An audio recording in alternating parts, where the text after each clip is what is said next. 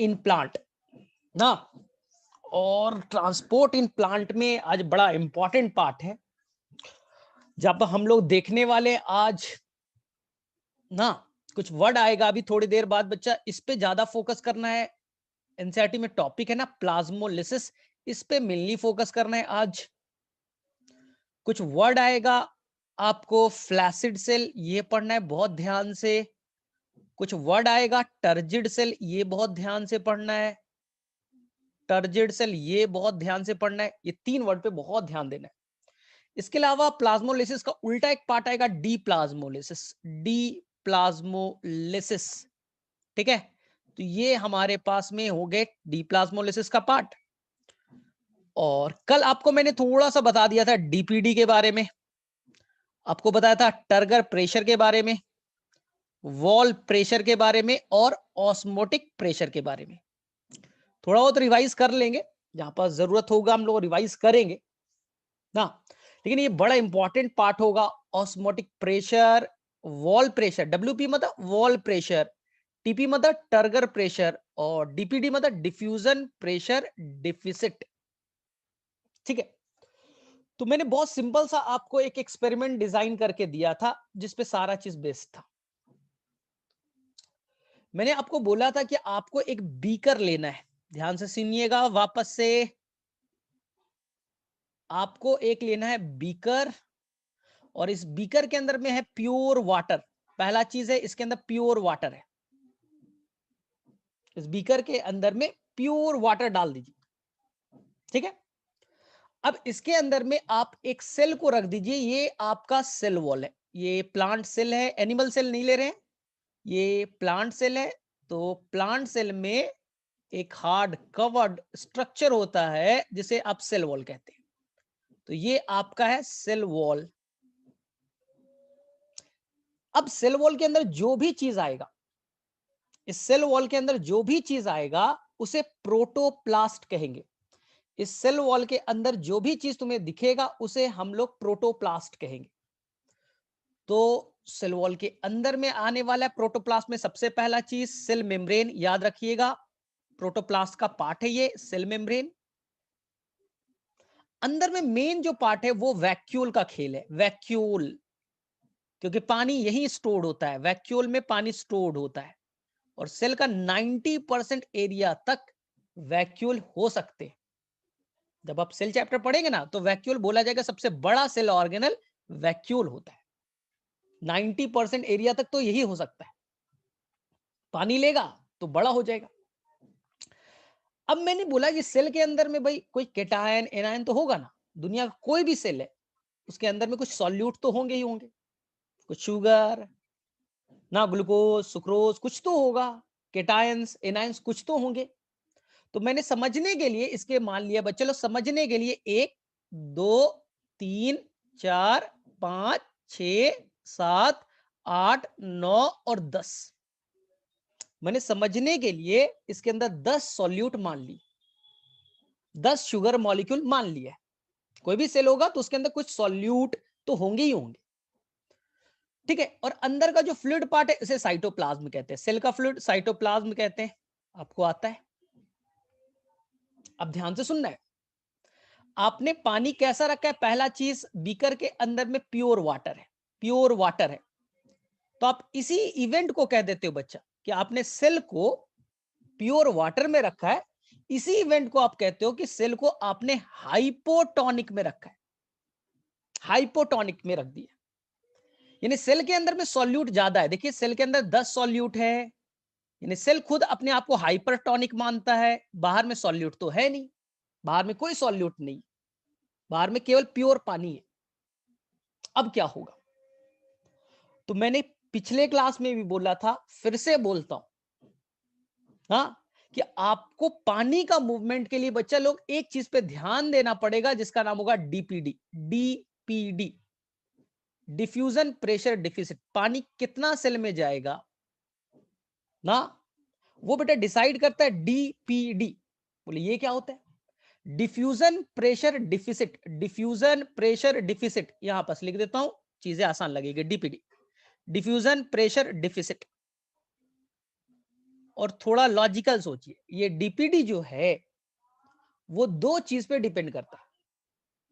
ये कितना प्यासा है, ये डीपीडी को पानी की प्यास मान लो, वो कितना प्यासा है, ये बेटा दो चीज पे डिपेंड करेगा। एक होता है ओपी ऑस्मोटिक प्रेशर, और एक होता है बच्चा TP turgor pressure. Turgor pressure, ध्यान से, हमने इस बीकर का डीपीडी निकालने की कोशिश की, हमने इस बीकर का डीपीडी निकाला है, जो बाहर में बीकर में पानी है, प्योर पानी, उसका डीपीडी निकाल रहे हैं। इस बीकर में बच्चा कोई बाहर एक्सटर्नल प्रेशर नहीं है। देखिए यहां पर टीपी क्या होता है, टर्गर प्रेशर क्या होता है, क्या यहां पर कोई भी आपने पिस्टन लगाया है, क्या बाहर से पानी को ढकेल रहे हो, नॉर्मल एटमॉस्फेरिक प्रेशर केवल है, कोई बाहर से एक्स्ट्रा प्रेशर नहीं लगाया, तो टर्गर प्रेशर हो गया बच्चा लोग जीरो। टर्गर प्रेशर क्या होता है, क्या आपने कोई बाहर से एक्सटर्नल प्रेशर क्रिएट किया है। अब बोले सर नहीं, यहां तो कोई पिस्टन विस्टन नहीं लगा है, पानी को कोई हम लोग ढकेल नहीं रहे, पुश नहीं कर रहे, नॉर्मल एटमॉस्फेरिक प्रेशर है, एक्सटर्नल प्रेशर बेटा जीरो है, इसी को टर्गर प्रेशर का।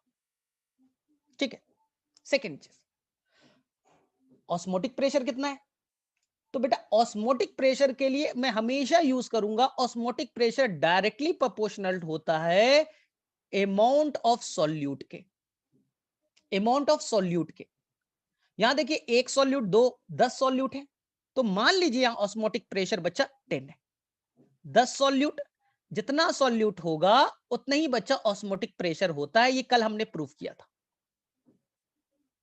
तो यहां पर ऑस्मोटिक प्रेशर 10, टर्गर प्रेशर 0, तो डीपीडी बच्चा लोग क्या हो जाएगा।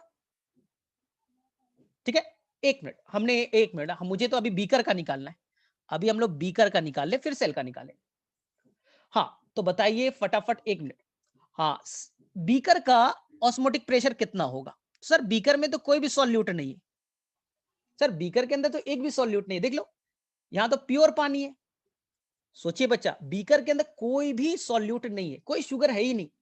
अगर कोई सॉल्यूट नहीं है, अगर यहां पर बेटा जीरो है, तो ऑस्मोटिक प्रेशर भी जीरो होगा। ऑस्मोटिक प्रेशर सॉल्यूट पे डिपेंड करता है, और बाहर में प्योर पानी रखा है, कोई सॉल्यूट नहीं है, तो ऑस्मोटिक प्रेशर भी जीरो है।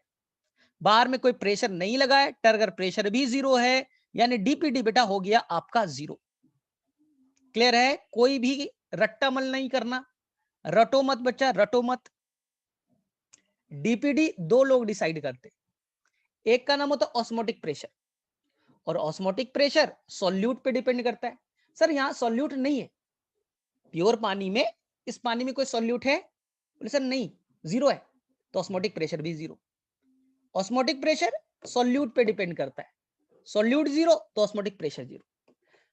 खोलिए, क्या तुमने इस पे कोई एक्सटर्नल प्रेशर लगाया है, कोई पिस्टन विस्टन से ढकेल रहे हो। सर नहीं, बाहर से कोई प्रेशर नहीं लगाया, तो टर्गर प्रेशर भी जीरो, टर्गर प्रेशर भी जीरो। तो याद रखना है, प्योर वाटर का डीपीडी क्या होता है, जीरो होता है। चलिए अब सेल के बारे में बात करें, ये सेल है बच्चा, सेल का अब हम लोग टर्गर प्रेशर निकालने की बात करते हैं। डीपीडी पहले निकालते हैं, डीपीडी ध्यान से सुनिएगा, डीपीडी होता है बच्चा ओपी माइनस टीपी। थोड़ा लॉजिकल चलो, इस सेल के अंदर बेटा कितना सॉल्यूट है, 1 2 3 4 5 6 7 8 9 10। सर 10 सॉल्यूट है, तो सॉल्यूट जितना होगा ऑस्मोटिक प्रेशर उतना होता है, तो 10 सॉल्यूट है तो 10 ऑस्मोटिक प्रेशर मान लेते हैं।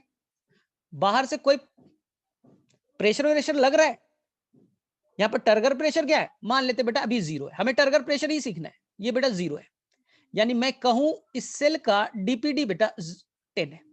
इस सेल का डीपीडी कितना है बेटा 10, यानी 10 ग्लास का प्यासा है, पानी की प्यास डीपीडी 10 ग्लास का प्यासा है। यहां डीपीडी क्या है बच्चा, जीरो, जीरो ग्लास का प्यासा है। अब सभी को मालूम है पानी का मूवमेंट कम डीपीडी से ज्यादा डीपीडी की तरफ होता है, तो बाहर का डीपीडी है जीरो, अंदर का डीपीडी है 10। पानी बच्चा सभी को मालूम है अंदर की तरफ मूव करेगा, पानी जो है अंदर की तरफ मूव कर जाएगा, अंदर आएगा, अंदर आएगा। अब ध्यान से सुनिएगा, पानी का अंदर आना, पानी का अंदर आना, इसे कहते हैं इंडोस्मोसिस। पानी का अंदर आना, कल भी बताया था, इंडो ऑस्मोसिस। जब पानी अंदर आएगा क्या होगा सर? सोचिए, जब पानी अंदर आएगा पानी बढ़ेगा बच्चा, पानी बढ़ेगा, पानी अंदर आएगा पानी बढ़ेगा, तो प्रोटोप्लास्ट क्या होगा? उसमें पानी बढ़ेगा, वो स्वेल करने की कोशिश करेगा। तो जो प्रोटोप्लास्ट है, मैंने बोला था बच्चा थोड़ी देर पहले, जो प्रोटोप्लास्ट है वो स्वेल करेगा। पानी अंदर आएगा, सेल के अंदर पानी आया, अंदर के पार्ट को क्या कहते हैं? सेल के पार्ट को प्रोटोप्लास्ट कहते हैं। पानी आएगा, स्वेल करेगा। अब पानी और आ रहा है, तो पानी क्या करेगा? वो एक प्रेशर लगाएगा दीवार पे, सेल वॉल पे एक प्रेशर लगाएगा, यानी प्रोटोप्लास्ट, उसमें पानी स्वेल हुआ, और स्वेल करके वो दीवार पे, प्लांट के सेल के दीवार पे बेटा एक प्रेशर लगाएगा, इसी को कहते हैं turgor pressure. This is known as turgor pressure. Protoplast कितने ताकत से सेल वॉल को ढकेल रहा है, इसी को कहते हैं टीपी। लिख लीजिए बेटा, टर्गर प्रेशर। तो डिफिनीशन क्लियर होना चाहिए। What is the turgor pressure?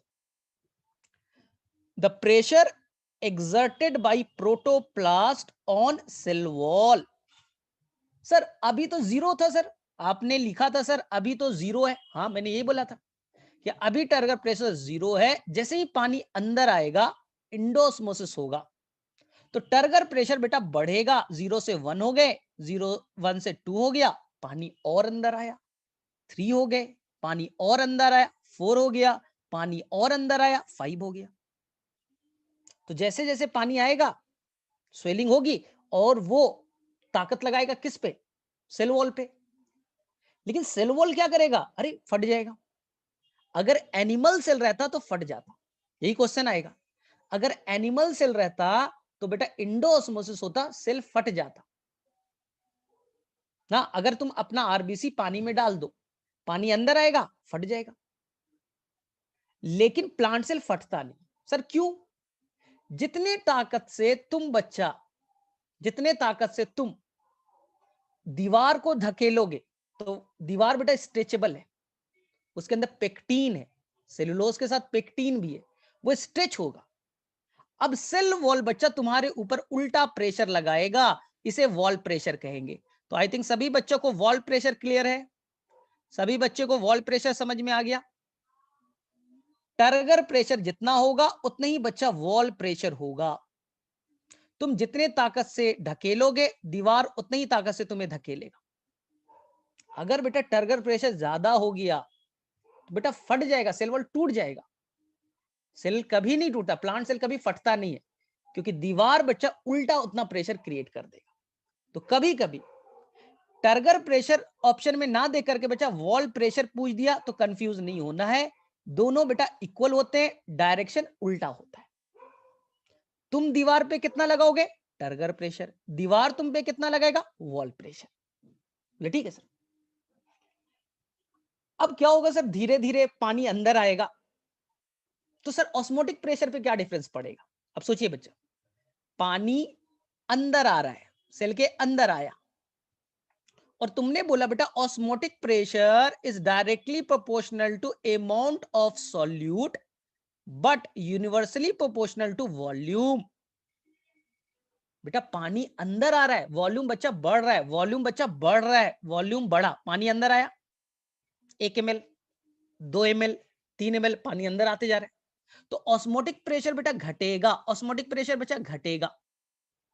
तो जब इंडोस्मोसिस होगा तो ऑस्मोटिक प्रेशर बेटा आपका 10 था, अब पानी अंदर आया, ऑस्मोटिक प्रेशर घटा, क्योंकि वॉल्यूम और ऑस्मोटिक प्रेशर में उल्टा रिलेशन है। वॉल्यूम बढ़ा, ऑस्मोटिक प्रेशर बेटा घटेगा, 9 हो गया, 8 हो गया, 7 हो गया, और घटा, और पानी आया, और घटा, 6 हो गया, और घटा, 5 हो गया।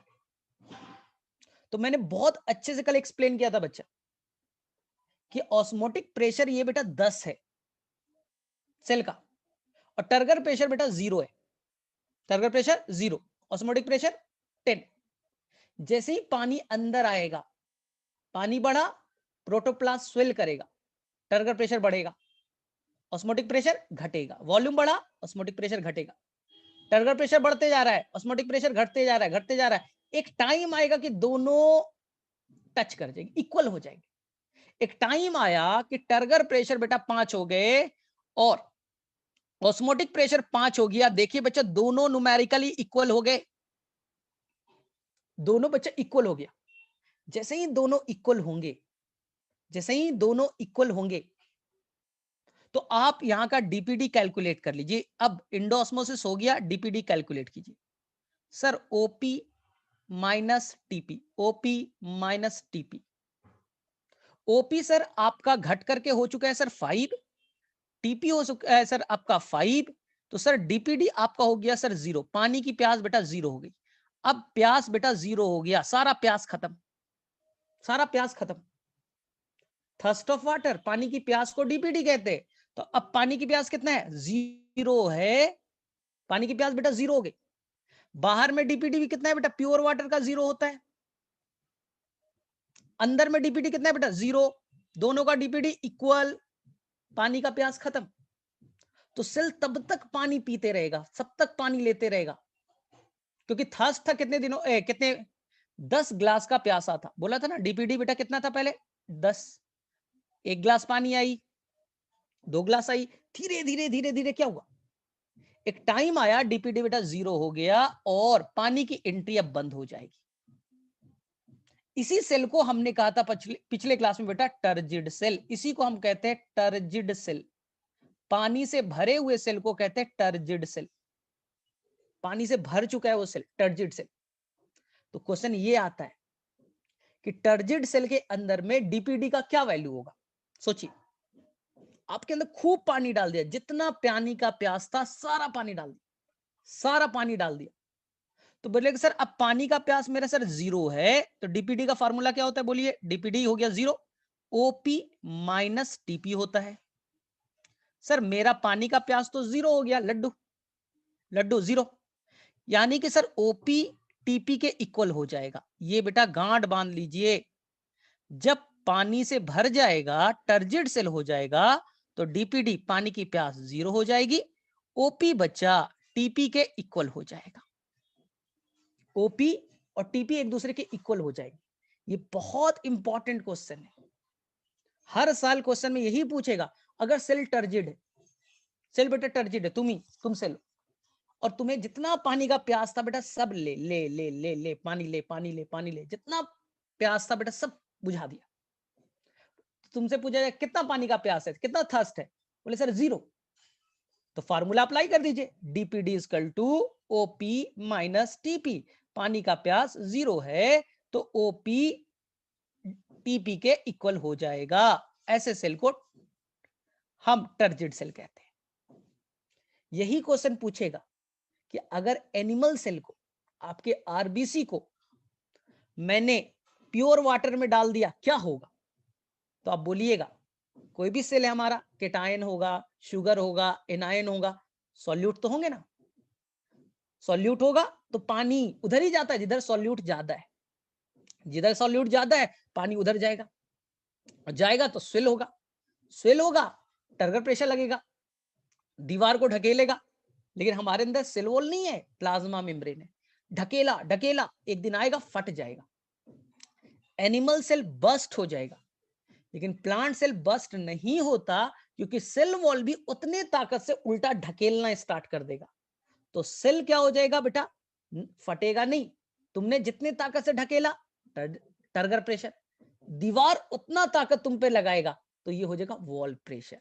तो मेरे में से किसी बच्चे को यहां तक कंफ्यूजन नहीं है, क्योंकि कल भी बताया था।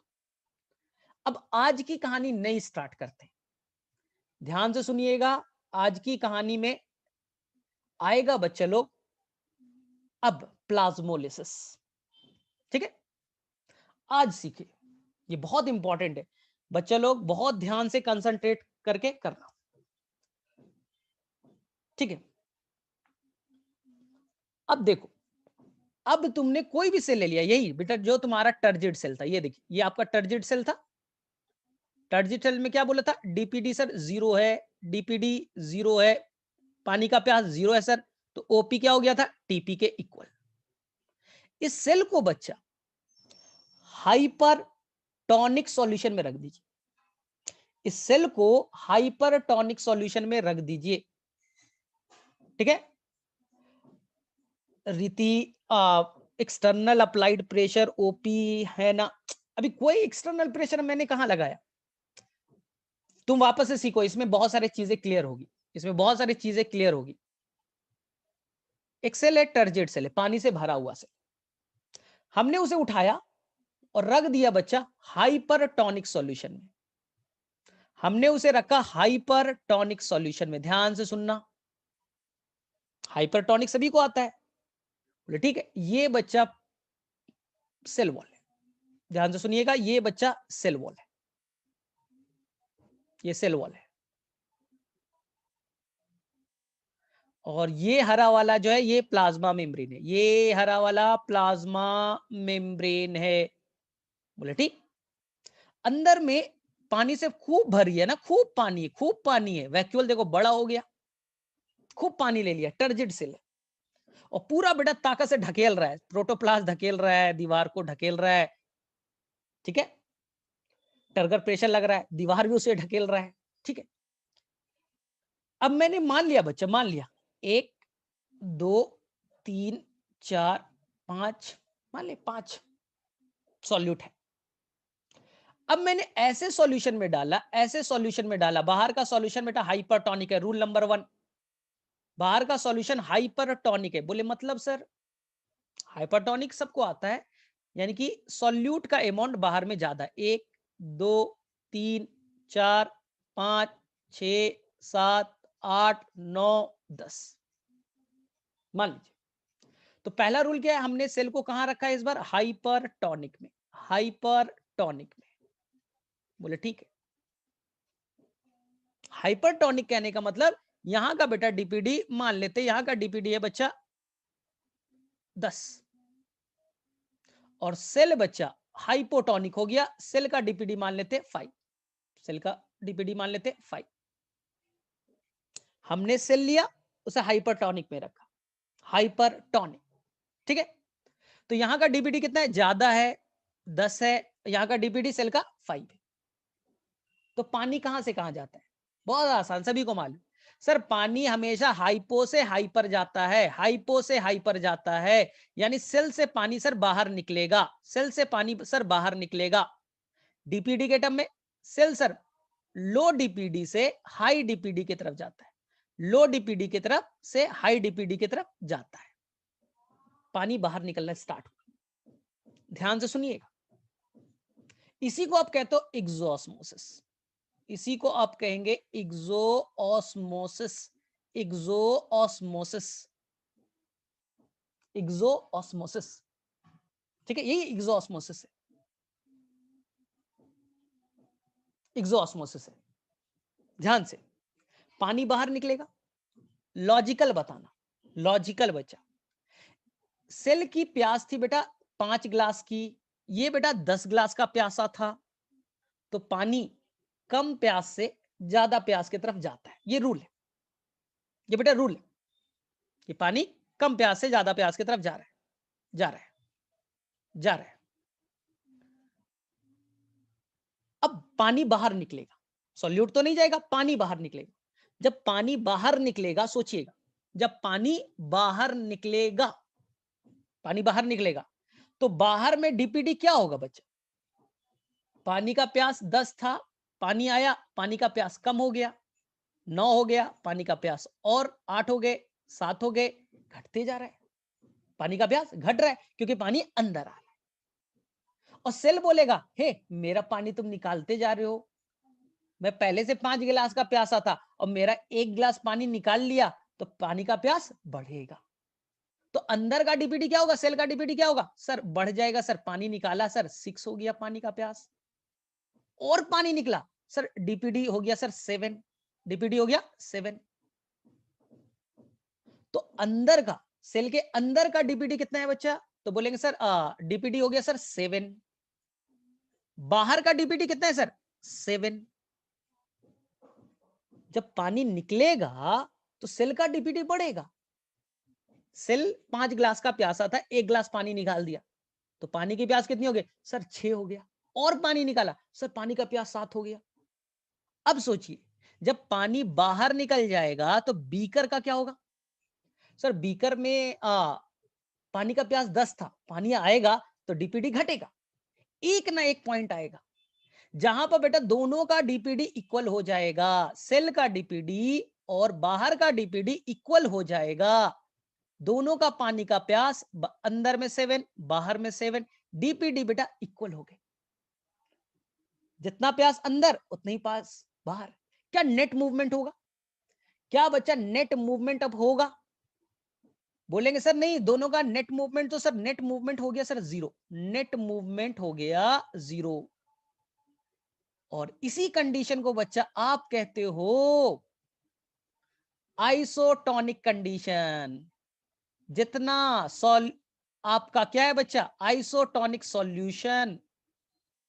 जितना डीपीडी बाहर उतना डीपीडी अंदर, जितना कंसंट्रेशन बाहर उतना कंसंट्रेशन अंदर, इसी को कहा आइसोटोनिक। तो आइसोटोनिक में डीपीडी क्या हो रहा है?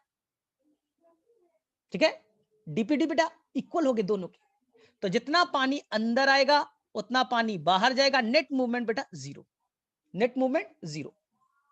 तो लिख देते हैं नेट मूवमेंट बेटा जितना पानी अंदर जाएगा उतना पानी बाहर जाएगा, नेट मूवमेंट इज 0। याद रखिएगा, आइसोटोनिक तो आपको आता है, जितना पानी अंदर जाएगा उतना पानी बाहर निकलेगा, आइसोटोनिक हो गया।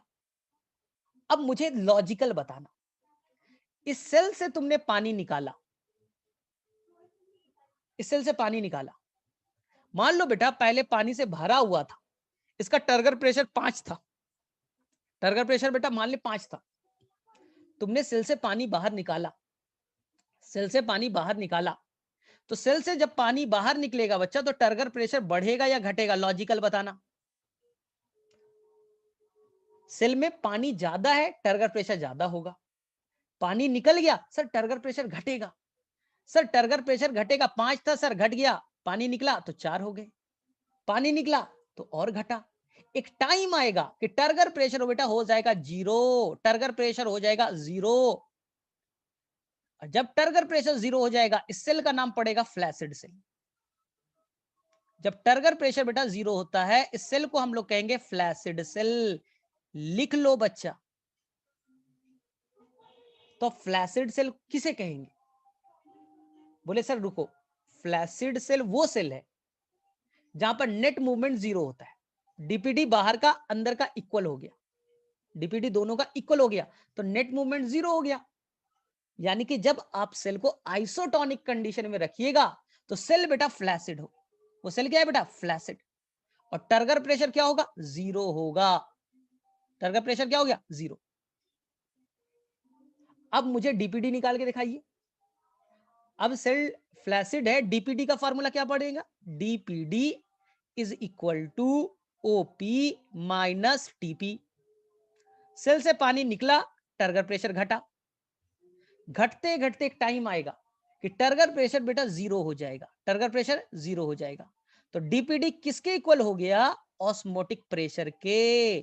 तो फ्लैसिड सेल पे डीपीडी और ओपी इक्वल हो जाएंगे क्योंकि टीपी 0 हो चुका है, क्योंकि टर्गर प्रेशर बेटा 0 हो चुका है। तो एकदम गांठ बांध लो और इमेजिन करो ना कि तुमने कोई सेल लिया, ठीक है, सेल लिया, हाइपरटोनिक में डाला तो पानी बाहर निकलेगा, पानी बाहर निकलेगा तो अंदर में पानी की कमी हो जाएगी, डीपीडी बढ़ जाएगा, बाहर में डीपीडी घट जाएगा। एक टाइम तो आएगा कि दोनों का डीपीडी इक्वल हो गया। तो पानी का मूवमेंट डीपीडी पे डिपेंड करता है। सर दोनों का डीपीडी तो इक्वल है तो पानी का मूवमेंट नहीं होगा, पानी का मूवमेंट रुक गया, नेट मूवमेंट 0 हो गया। इसी सेल को कहते फ्लैसिड सेल। इसी सेल को क्या कहेंगे? Flaccid cell. और उस सॉल्यूशन को क्या कहेंगे? सर नेट मूवमेंट तो 0 है, सेल में ना पानी अंदर आ रहा है ना बाहर जा रहा है, सर आइसोटोनिक सॉल्यूशन। तो आइसोटोनिक सॉल्यूशन पे जो सेल है बच्चा नेट मूवमेंट 0 करता है तो उसी को फ्लैसिड सेल कहते हैं। और वहां टर्गर प्रेशर आपका क्या मेजर करेंगे? 0 मेजर करेंगे। आ गया समझ में? चलो किसे किसे समझ में आ गया ये आइसोटोनिक, फ्लैसिड और टर्गर प्रेशर का कॉन्सेप्ट। चलो फटाफट हैंड रेज करो।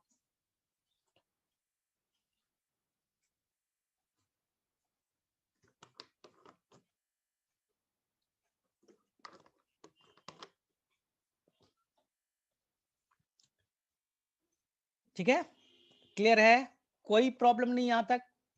अब देखिए, अब देखिए ध्यान से, ठीक है। फ्लैसिड सेल उस सेल को कहते हैं जहां पर टर्गर प्रेशर जीरो होता है। फ्लैसिड सेल उस सेल को कहते हैं जहां पर टर्गर प्रेशर जीरो होता है। बस क्लियर है, बस एक ही लाइन है। अब वापस से सीखिएगा, यहां पर प्लाज्मोलाइज्ड सेल सीखेंगे। अब सीखिएगा बच्चा, प्लाज्मोलाइज्ड सेल क्या होता है। ध्यान से, फिगर थोड़ा बड़ा बना रहा हूं कि कंफ्यूजन ना हो। ये बच्चा आपका सेल वॉल है, ये सेल वॉल है, ध्यान से सुनिए, ये बेटा सेल वॉल है। अंदर में बच्चा आपका है प्लाज्मा मेम्ब्रेन। अंदर में क्या है बच्चा, प्लाज्मा मेम्ब्रेन। ठीक, ठीक है। अंदर में था बच्चा वैक्यूल, वैक्यूल। ठीक, अंदर में मान लेते हैं आप अंदर में एक सॉल्यूट, 2, 3, 4 और 5। ठीक, बाहर में बच्चा है 1, 2, 3, 4, 5। ठीक है, और रख देते हैं 6, 7, 8। ठीक है, ध्यान से सुनिएगा, पानी का मूवमेंट कहां से कहां होगा ना। मान लेते, वापस से मैं रिपीट कर दूं पहली वाली कहानी, डीपीडी मान लेते हैं बच्चा, यहां पास है 5 और यहां का डीपीडी है बेटा 8। डीपीडी यहां का कितना है, 8 है। ध्यान से सुनिएगा, पानी का मूवमेंट, तो बोले सर पानी का मूवमेंट लो डीपीडी से हाई डीपीडी होता है। पानी मूव कर रहा है, पानी मूव कर रहा है। ठीक है, पानी जब मूव करेगा, सोचिए बच्चा, पानी जब मूव करेगा बाहर निकलेगा, तो पानी कहां आया सर, सॉल्यूशन में आ गया। डीपीडी यहां का कितना था, 8 था। डीपीडी कितना था, 8। अब पानी अंदर आया तो डीपीडी घटेगा, डीपीडी घट गया, 7, 6 हो गया। बाहर से, यहां से देखिए आप सेल का कहानी सुनिए, सेल से पानी बाहर निकला है। पहले 5 गिलास का प्यासा था, तुमने उसका पानी और निकाल दिया, तो पानी की प्यास बढ़ जाएगी। 5 से कितना हो गया बच्चा, 6। तो अब जब पानी निकल चुका है, अंदर का डीपीडी 6, बाहर का डीपीडी 6, दोनों का बच्चा डीपीडी इक्वल हो गए, तो नेट मूवमेंट क्या हो चुका है, 0 हो चुका है। जब सेल के अंदर में मूवमेंट 0 हो जाए, तो इस बाहर वाले सॉल्यूशन को कहते हैं आइसोटोनिक सॉल्यूशन। सेल के अंदर का डीपीडी बाहर का डीपीडी इक्वल है, अंदर का डीपीडी बाहर का डीपीडी इक्वल, कंसंट्रेशन दोनों का इक्वल, आइसोटोनिक। आइसोटोनिक में नेट मूवमेंट 0 हो गया। बोले ठीक है। अब आते हैं टर्गर प्रेशर पे। टर्गर प्रेशर क्या होगा, सोचिए, पहले टर्गर प्रेशर मान लीजिए बेटा 3 था। पानी बाहर निकला, टर्गर प्रेशर 2 हो गए। पानी बाहर निकला, टर्गर प्रेशर 1 हो गया। पानी बाहर निकला, टर्गर प्रेशर 0 हो गया। तो जब फ्लैसिड सेल होता है, कब कहते हैं फ्लैसिड सेल, जब टर्गर प्रेशर 0 हो जाता है, जब टर्गर प्रेशर 0 हो जाता है। अब आगे की कहानी, हम बच्चा इसमें और सॉल्यूट डालें, बच्चा हम और सॉल्यूट डालें। मैंने यहां पर 5 सॉल्यूट और ऐड कर दिए। ध्यान से इस पर करना क्वेश्चन, मैंने सॉल्यूट और बढ़ा दिया, एक्सट्रीम हाइपरटोनिक, और मैंने सॉल्यूट बढ़ा दिया, और सॉल्यूट बढ़ा दिया। सॉल्यूट और बढ़ाएंगे तो क्या पानी और ज्यादा बाहर नहीं निकलेगा, क्या पानी और ज्यादा बाहर नहीं निकलेगा, पानी और ज्यादा बाहर नहीं निकलेगा। सॉल्यूट और बढ़ाया, पानी और बाहर निकलेगा। तो एक्सेस लॉस होते जा रहा है, पानी निकलते जा रहा है, निकलते जा रहा है, हाइपरटोनिक तुमने क्रिएट कर दिया। तो क्या होगा, क्या होगा, पानी बाहर निकलते जाएगा। तो ध्यान से सुनिएगा, ये आपके एनसीईआरटी में क्वेश्चन पेपर में पूछा गया है। एनसीईआरटी ने ये क्वेश्चन बना के पूछा है। अगर हम और सॉल्यूट हाइपरटोनिक कंसंट्रेशन और बढ़ाते जाए, सेल पे क्या असर पड़ेगा? ध्यान से सुनिएगा। ये आपका सेल वॉल है, बाहर में और हमने सॉल्यूशन को हाइपरटोनिक करते जा रहे। करते जाओ बच्चे, एक्सपेरिमेंट करना है और हाइपरटोनिक करो, ठीक है? ये सॉल्यूट डाला, सॉल्यूट डाला, सॉल्यूट डाला, सॉल्यूट करते जाओ, तुम्हारी मर्जी, बढ़ाओ और बढ़ाओ और बढ़ाओ, पानी और बाहर निकलेगा, पानी और बाहर निकलेगा, पानी बाहर जैसे निकलते जाएगा ना, पानी और बाहर निकलते जाएगा। एक टाइम आएगा बच्चा कि जो आपका सेल मेम्ब्रेन है वो बेटा, जो सेल मेम्ब्रेन है, ध्यान से सुनना, वो बच्चा यहां पास आ जाएगा। सेल मेम्ब्रेन, सारा पानी निकलते जा रहा है। वैक्यूल देखो बेटा, वैक्यूल ये है, ये वैक्यूल, सारा पानी निकल गया, सारा पानी निकल गया। इसी को आप कहते हो plasmolysed cell, plasmolysed cell, plasmolysed cell. जब पानी आप निकालते जाओगे, निकालते जाओगे, निकालते जाओगे, क्या करेगा? प्रोटोप्लाज्म सिकुड़ नहीं जाएगा, वो दब नहीं जाएगा। सर ये रेड वाला नहीं दबा, ये तो बेटा सेल वॉल है। सेल वॉल कैसे है? सेल वॉल तो थोड़ा भाई, वो तो हार्ड है, उसको कैसे तुम पिचका दोगे? सेल मेम्ब्रेन बेटा, जो प्रोटोप्लास्ट है उससे पानी निकलते जा रहा है, निकलते जा रहा है, और थोड़ी देर के बाद में ये प्रोटोप्लास्ट यहां पर आके बैठ गया। ये हो गया बेटा प्लाज्मोलाइज्ड सेल, प्लाज्मोलाइज्ड सेल। ध्यान से सुनिएगा, एनसीईआरटी में क्वेश्चन है, ये ग्रीन वाला बच्चा ये प्लाज्मोलाइज्ड सेल है, ये प्रोटोप्लास्ट, ये बेटा प्रोटोप्लास्ट, और रेड वाला है ये सेल वॉल है। इन दोनों के बीच में जो खाली जगह है वहां पर कौन सा सॉल्यूशन एक्यूमुलेट हो जाएगा? ध्यान से सुनना, एनसीईआरटी में क्वेश्चन है कि प्रोटोप्लास्ट तो खींच करके एकदम छोटा हो गया और छोटा होते जा रहा है, पानी निकालते जा रहे हैं, निकालते जा रहे हो, और प्लाज्मोलिसिस कर दो, बेटा मर जाएगा, सेल मर जाएगा। अगर प्रोलॉन्ग काफी देर तक अगर रख दोगे हाइपरटोनिक में, सेल सुकड़ जाएगा और छोटा होगा और छोटा होगा, और लगातार इसी कंडीशन में छोड़ दिया, सेल मर जाएगा। तो अभी सेल को मार नहीं रहे, अभी थोड़ी देर के लिए रखा है। सर अब क्या होगा? सोचिए, ये बच्चा क्या है? सेल वॉल है, और सेल वॉल बेटा प्योर परमिएबल होता है, इससे सॉल्यूट और सॉल्वेंट दोनों क्रॉस कर सकते हैं।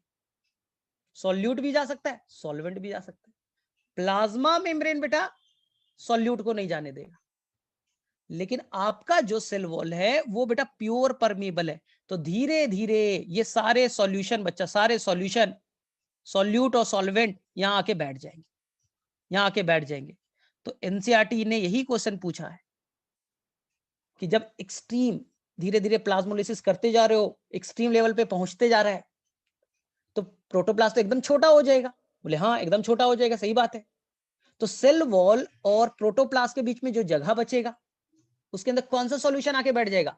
तो आप लिख करके आइएगा बच्चा, कौन सा सॉल्यूशन आके बैठ गया? Answer is a hypertonic solution, answer is the hypertonic solution. बाहर का सॉल्यूशन अंदर आ गया, क्योंकि वाटर परमिएबल है, सेल वॉल परमिएबल है, सॉल्यूट भी आ जाएगा, वाटर भी आ जाएंगे, पूरा सॉल्यूशन आके बैठ जाएगा, पानी और निकल रहा है और निकल रहा है और निकल रहा है। अगर इसी कंडीशन में अगर तुमने छोड़ दिया बच्चा, सेल मर जाएगा, सेल मर जाएगा, हाँ सेल मर जाएगा। एनसीईआरटी बोलता है, आप एक्सपेरिमेंट कर सकते हो कि जो आपके ग्रास वगैरह है, अनवांटेड ग्रास वगैरह आपके गार्डन में ग्रो कर गए, ये ग्रास है, ये बेटा ग्रास है, आप जाओ और यहाँ पर खूब सारा नमक डाल दो, नमक नमक नमक नमक नमक, यानी पहले से मिट्टी में पानी वानी तो था और वहां खूब सारा नमक डाल दिया, तो क्या हो गया बेटा? हाइपरटोनिक, हाइपरटोनिक, मिट्टी पूरा क्या हो गया? हाइपरटोनिक। तो क्या करेगा? सेल से बच्चा पानी को खींचेगा, सेल से बच्चा पानी को खींचेगा, रूट सेल से पानी को खींचेगा, खींच रहा है खींच रहा है खींच रहा है, दूसरे दिन फिर से डाल दो, तीसरे दिन फिर से डाल दो, छोड़ दो बच्चा, एक टाइम आएगा कि और सुकड़ जाएगा और ये खत्म हो जाएगा, they will dead, they will dead, मर जाएंगे, दे विल डेड, मर जाएंगे। हाँ सर अब डीपीडी पे क्या असर पड़ेगा? ध्यान से सुनना, ध्यान से सुनना, ध्यान से बच्चा, जो मैं बोलूंगा तीन चीज याद रखिएगा, क्योंकि मैं एकदम क्लियर कर दे रहा हूं। मैंने तीन तरह का सेल बनाया, ये सेल 1, ये सेल 2 और ये सेल बेटा 3। ये बहुत इंपॉर्टेंट क्वेश्चन पूछ रहा हूं। सेल के अंदर पानी गया, ये प्लाज्मा मेम्ब्रेन, देखिए ये प्लाज्मा मेम्ब्रेन बच्चे, ये प्लाज्मा मेम्ब्रेन है, ये बेटा प्लाज्मा मेम्ब्रेन है, हरा वाला प्लाज्मा मेम्ब्रेन है। पहले वाले केस में मैंने हाइपोटोनिक में रखा, सेल के अंदर पानी आया, सेल के अंदर पानी आया, सेल के अंदर पानी आया। मैंने सेल को कहां प्लेस किया? हाइपोटोनिक में। सेल के अंदर पानी आया तो प्रोटोप्लाज्म क्या करेगा? स्वेल करेगा, और ये सेल वॉल पे प्रेशर, सेल वॉल पे प्रेशर प्रोटोप्लाज्म क्रिएट करेगा ना। तो सेल मेम्ब्रेन जुटा तो है लेकिन उसमें प्रेशर क्रिएट कर रहा है। तो यहां पर टर्गर प्रेशर मान ले बेटा 5 है, तो टर्जिड सेल है, टर्गर प्रेशर बेटा पॉजिटिव होगा। देखिए और पानी होगा और बढ़ेगा, तो कोई भी टर्जिड सेल है टर्गर प्रेशर बेटा पॉजिटिव होगा, पॉजिटिव होगा। बोले ठीक। सेकेंड क्वेश्चन, इस सेल को मैंने आइसोटोनिक में रख दिया, तो क्या मैंने बोला था बच्चा? आइसोटोनिक का परिभाषा, डिफिनीशन क्या बोला था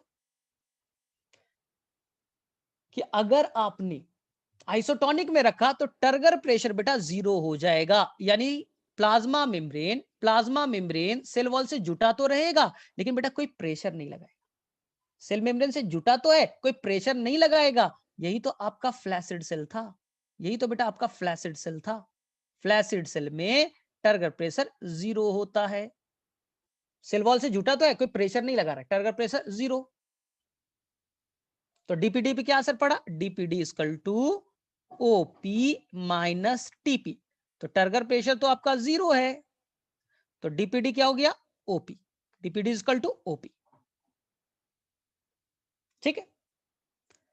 थर्ड केस, सर हमने हाइपर में डाला, एक्सट्रीम हाइपरटोनिक में डाल करके छोड़ दिया। ठीक है, हाइपरटोनिक में डाल के छोड़ दिया, सर क्या होगा? धीरे धीरे पानी सारा निकलते जाएगा और ये बच्चा प्रोटोप्लास्ट देखिए सारा पानी निकल गया, अभी तक निकाल रहा है, पानी निकालते जा रहा है, निकालते जा रहा है, निकालते जा रहा है, निकालते जा रहा है। प्रोटोप्लास्ट एकदम सिकुड़ गया है, एकदम सिकुड़ गया है। तो ये बच्चा अंदर की तरफ मूव कर रहा है ना, देखिए ये मेम्ब्रेन प्रोटोप्लास्ट अंदर की तरफ जा रहा है, पानी निकल रहा है, अंदर की तरफ बेटा सिकुड़ते जा रहा है। तो ये जो प्लाज्मोलाइज्ड सेल है, याद रखिएगा ये बेटा प्लाज्मोलाइज्ड सेल, ये आपका प्लाज्मोलाइज्ड सेल है। और यहां पास आपका टर्गर प्रेशर बेटा नेगेटिव हो जाएगा। सर क्यों? क्योंकि नीचे की तरफ धकेल रहे, उल्टा नहीं कर रहे हो तुम बेटा, अब धकेल नहीं रहे हो। पहले प्रोटोप्लास्ट क्या करता? दीवार की तरफ ढकेलता था, अब तो तुम उल्टा सिकुड़ रहे हो, नीचे बेटा घट रहे हो। तो टर्गर प्रेशर नेगेटिव हो जाएगा, और अगर टर्गर प्रेशर नेगेटिव हुआ तो DPD equal to OP, formula क्या है? OP minus minus TP, minus TP, turgor pressure तो नेगेटिव हो गया, तो फार्मूला हो गया बच्चा ओपी प्लस टीपी। यही क्वेश्चन पूछा जाता है प्लाज्मोलाइज सेल में, डीपीडी का वैल्यू बताइए, तो बोल दीजिएगा ओपी प्लस टीपी। पहली बार टर्गर प्रेशर नेगेटिव हो गया प्लाज्मोलाइज्ड सेल में। फ्लैसिड सेल में टर्गर प्रेशर बेटा 0 है, कोई प्रेशर ही नहीं लगा रहा, कोई प्रेशर ही नहीं लगा रहा। और सर टर्जिड सेल में हाँ प्रोटोप्लास्ट प्रेशर लगा रहा था, टीपी पॉजिटिव था, टीपी पॉजिटिव था। ठीक है, तो डीपीडी पे क्या असर पड़ा? आपको बोला था डीपीडी इक्वल टू होता है ओपी प्लस टीपी, और पानी से एकदम भरा सेल है, OP minus TP. 1 minute, OP minus TP. याद करो बेटा टर्जिड सेल क्या होता है? टर्जिड सेल जिसमें पानी की प्यास ना हो, फुल्ली टर्जिड सेल, पानी की प्यास 0, जितना पानी चाहिए था ले चुका है। तो डीपीडी तो 0 हो चुका है, तो आपको बोला था ना ओपी माइनस टीपी, क्योंकि डीपीडी 0 है तो ओपी इक्वल टू टीपी हो जाएगा। यही 3 बेटा आपके फार्मूला बेस्ड क्वेश्चन आते हैं, यही 3 फार्मूला बेस्ड आपसे क्वेश्चन बनते हैं, टर्गर प्रेशर के ऊपर, डीपीडी के ऊपर। सर ये प्लाज्मोलाइज सेल कब मरेगा? ध्यान से सुनिए, प्लाज्मोलाइज सेल कब मरेगा? अगर आप प्रोलॉन्ग्ड ज्यादा देर के लिए रख देते हो तो ये बच्चा मर जाएगा, प्रोलॉन्ग्ड।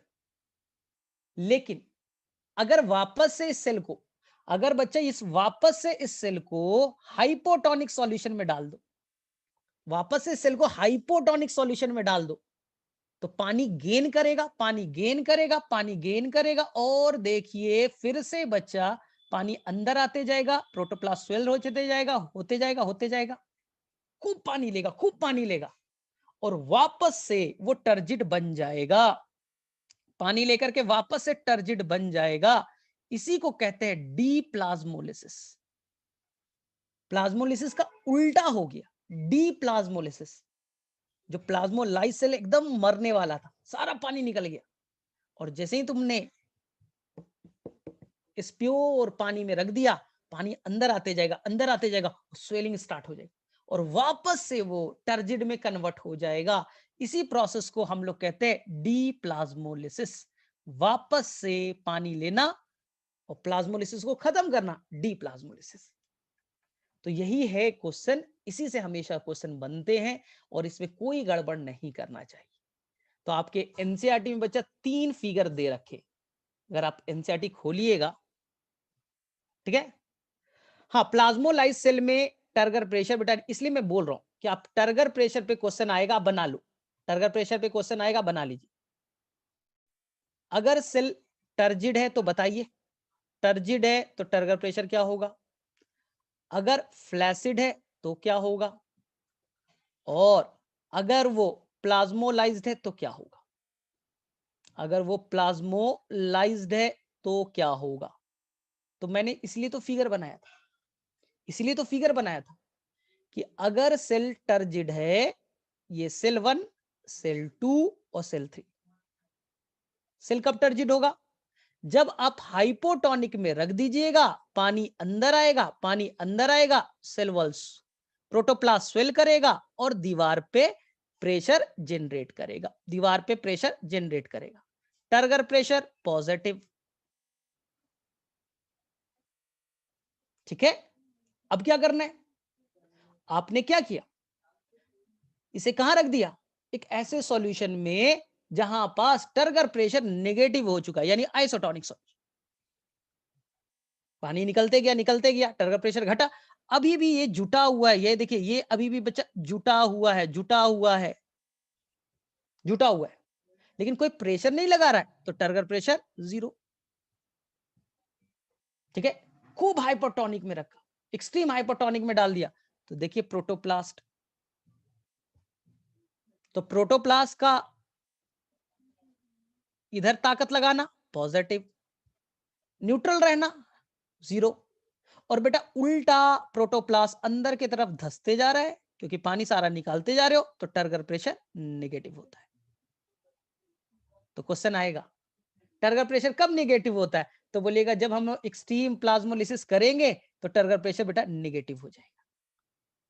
तो मेरे में से अब आपको कोई भी प्रॉब्लम नहीं होना चाहिए, और अगर टर्गर प्रेशर आपका मालूम है तो सबका आप डीपीडी भी निकाल सकते हो, सभी का आप डीपीडी आसानी से कैलकुलेट भी कर सकते हो, फ्लैसिड का, टर्जिड का और प्लाज्मोलाइज्ड का, ठीक है। तो मेरे में से ये बच्चा आपको क्लियरिटी बनेगी। चलो आप बताओ, किसे किसे समझ में आ गया भाई, ये किसे किसे ये क्लियर हो गया,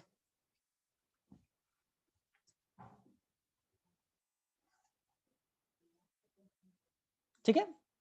तो चलिए ये क्वेश्चन बताइए, अगर मैं सेल को एक्सट्रीम हाइपरटोनिक सॉल्यूशन में रख दूं, अगर मैं सेल को एक्सट्रीम हाइपरटोनिक सॉल्यूशन में रख दूं, तो सेल वॉल ये रेड वाला तो रहेगा, और जो प्रोटोप्लास्ट है वो अंदर की तरफ सिकुड़ते चला जाएगा, सिकुड़ जाएगा बच्चा।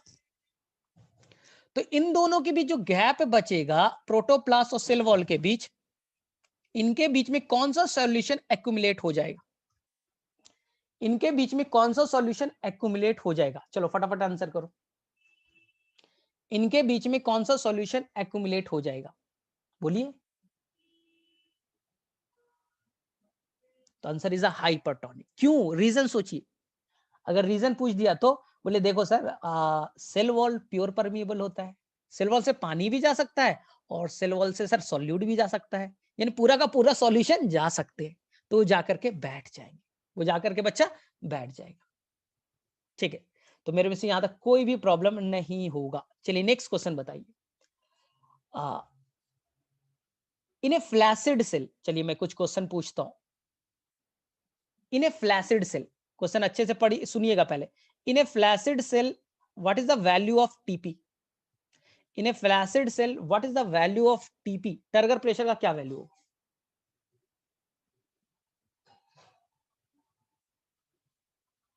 टर्गर प्रेशर का क्या वैल्यू होगा फ्लैसिड सेल में? तो वो प्रोटोप्लास्ट सेल वॉल से तो जुड़ा रहेगा, लेकिन कोई प्रेशर नहीं लगाएगा, टीपी बेटा 0 हो जाएगा। तो फ्लैसिड सेल में डीपीडी कैलकुलेट करके बताइए, डीपीडी किसके इक्वल होगा? फ्लैसिड सेल है, फार्मूला याद कीजिए, ओपी माइनस टीपी, टीपी बेटा 0 है, तो डीपीडी इक्वल टू ओपी हो गया।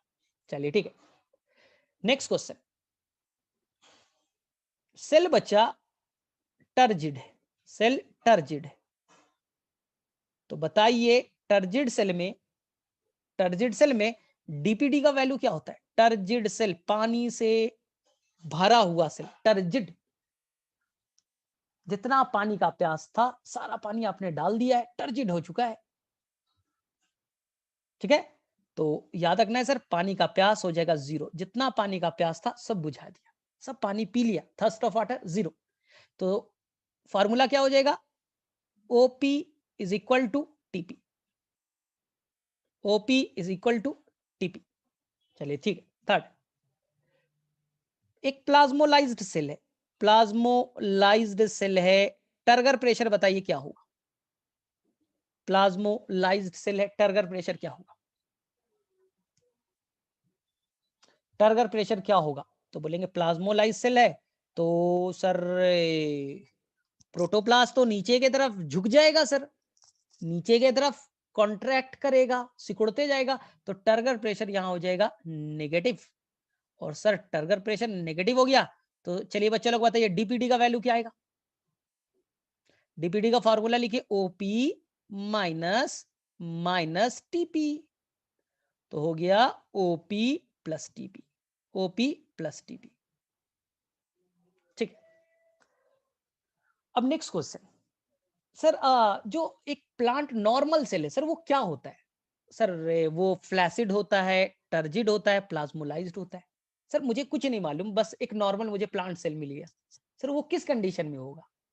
वो किस कंडीशन में होगा?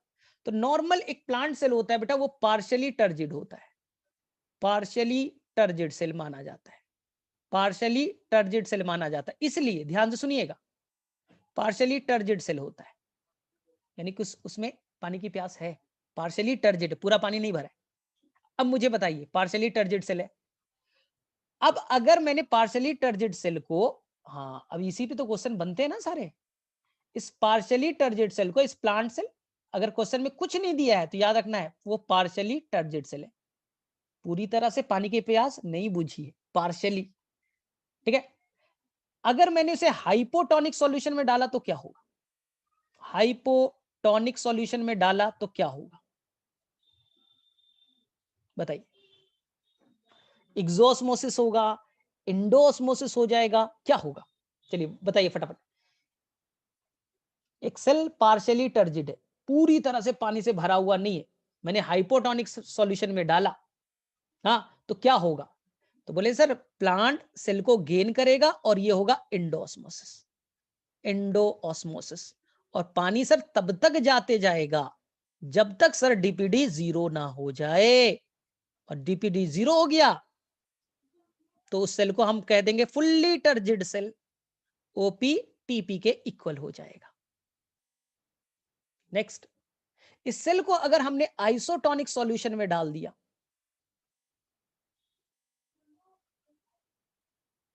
तो बताइए ठीक है क्या होगा? ठीक है, तो आइसोटोनिक में क्या होगा भाई? Net movement 0, net movement 0, TP 0 रहेगा, तो डीपीडी इक्वल टू ओपी हो जाएगा। तो ऐसे आपको सारे क्वेश्चन को याद रखना है। हाइपरटोनिक में डाला तो क्या होगा? हाइपरटोनिक के अंदर में डाला तो क्या होगा? तो याद रखना है हाइपरटोनिक में पानी निकलेगा सर, एग्जोस्मोसिस, और एग्जोस्मोसिस होगा तो सर सिकुड़ते चला जाएगा, प्रोटोप्लास्ट सिकुड़ जाएगा सर, टर्गर प्रेशर नेगेटिव हो जाएगा, और टर्गर प्रेशर नेगेटिव हो गया तो DPD equal to OP plus TP, OP plus TP हो जाएगा। चलिए यही था बच्चा आपका ये पूरा का पूरा टॉपिक, ठीक है। अब इसके ऊपर में कुछ न्यूमेरिकल्स आते, ये पूरा टॉपिक अब कंप्लीट हो गया, इसके ऊपर में कुछ न्यूमेरिकल्स आते, हम न्यूमेरिकल्स को सॉल्व करेंगे। चलिए ठीक है, तो रूल मैं एक बार बता देता हूं, रूल फिर आपको खुद से बनाना है। एक बार रूल बता देता हूं। क्वेश्चन ऐसे रहेगा, क्वेश्चन पेपर ऐसा रहेगा, ये एक सेल, दूसरा सेल और ये तीसरा सेल, ए, ये बी और ये बेटा सी, ये 3 सेल है। क्वेश्चन पेपर में ये लिखा रहेगा कि ओपी है 20, ओपी है 10, ओपी है 30। टर्गर प्रेशर दे रखा होगा +20, टर्गर प्रेशर टीपी 5, और टर्गर प्रेशर है बेटा -10। तो बोला जाएगा पानी का मूवमेंट को अरेंज कीजिए। ऐसे न्यूमेरिकल्स दे रखे होंगे, आपको कुछ नहीं करना इस क्वेश्चन में, रिलैक्स मूड में जाना है और सबका बच्चा डीपीडी को कैलकुलेट करना है, सबको डीपीडी को कैलकुलेट करना है, क्योंकि आप सभी को डीपीडी का फॉर्मूला मैंने बता रखा है, DPD equal to OP minus TP होता है। तो आप सभी को बस वो फार्मूला से कैलकुलेट करना है डीपीडी। तो पहले का डीपीडी +20 +20 कितना हो गया, 0 हो गया, ओपी माइनस टीपी 0, ठीक। यहां पर बेटा ओपी माइनस टीपी 5, और यहां पर हो गया ओपी प्लस टीपी, क्योंकि ओपी माइनस माइनस टीपी है, तो हो गया बच्चा ये 40। सबका डीपीडी निकालिए, और मान लीजिए बच्चा कि ये 40 है, यानी 40 ग्लास का प्यासा है, 40, ये 5 दिनों से या 5 ग्लास का प्यासा है, जैसा मानिए thirst of water, 40 glass, 5 glass, 0 glass, पानी कहां से कहां जाएगा। तो आप बोलिएगा बहुत आसान है सर, पहले सी में, सी सबसे ज्यादा प्यासा है तो उसे ए भी देगा और सर बी भी देगा, क्योंकि सी में सबसे ज्यादा प्यास है, तो पानी बच्चा सी में भी आएगा, बी से पानी यहां भी आएगा, हो गया। अब ए और बी को देखिए, 5 ग्लास का प्यासा, 0 ग्लास का प्यासा, तो पानी कम प्यास से ज्यादा प्यास की तरफ मूव कर जाएगा। तो ये आपको ऐसा ही न्यूमेरिकल सॉल्व करना है, ठीक है, ऐसे कोई भी गड़बड़ नहीं चलेगा, ठीक है, बना लोगे ऐसे न्यूमेरिकल्स। तो एक बार मैं ट्राई करने के लिए देता हूं, एक बार तुम्हें मैं ट्राई करने के लिए देता हूं, बना लोगे ऐसे न्यूमेरिकल्स। अच्छा मैंने गलत बनाया था क्या, ठीक है, हाँ सही है, सही है, मैंने सही बनाया, चलो देख, चलिए सेकंड क्वेश्चन बनाते हैं। ये सेल ए, सेल बी और सेल सी। चलिए ये आपका ओपी है बच्चा 50, ओपी है यहां पास 30, और ओपी है बच्चा यहां 20, टीपी -5, टीपी +5, टीपी -10। चलिए इस बार बताइए ए बी एन सी, चलिए बनाइए फटाफट, इस बार आपको बनाना है, बहुत ही आसान है बच्चों वाला। हाँ बुक में ऐसे ही क्वेश्चन केवल दे रखे, आपको बच्चा बचपन वाला मैथ वैथ पढ़ा है ना, घटाना बढ़ाना प्लस माइनस वही करके बना देना है, ठीक है। सारे क्वेश्चन आप देखोगे तो डॉक्टर ली में देखिएगा या किसी भी बुक में देखिएगा, ऐसे ही क्वेश्चन आएंगे। तो ऐसे क्वेश्चन में आपको थोड़ा रिलैक्स मोड से डीपीडी निकालना होता है, और डीपीडी का फार्मूला आपको याद रखना, ओपी माइनस टीपी, 50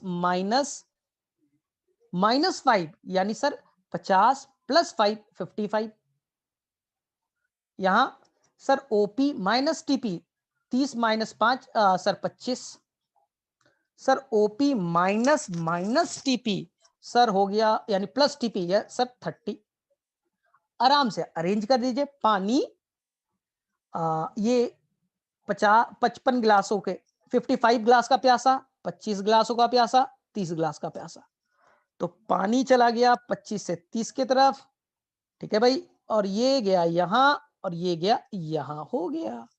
बस ऐसे ही क्वेश्चन को अरेंज करना होता है, तो कोई भी गड़बड़ नहीं करना है। आई थिंक सभी लोग बना लोगे, ठीक है, बी टू सी, ठीक है।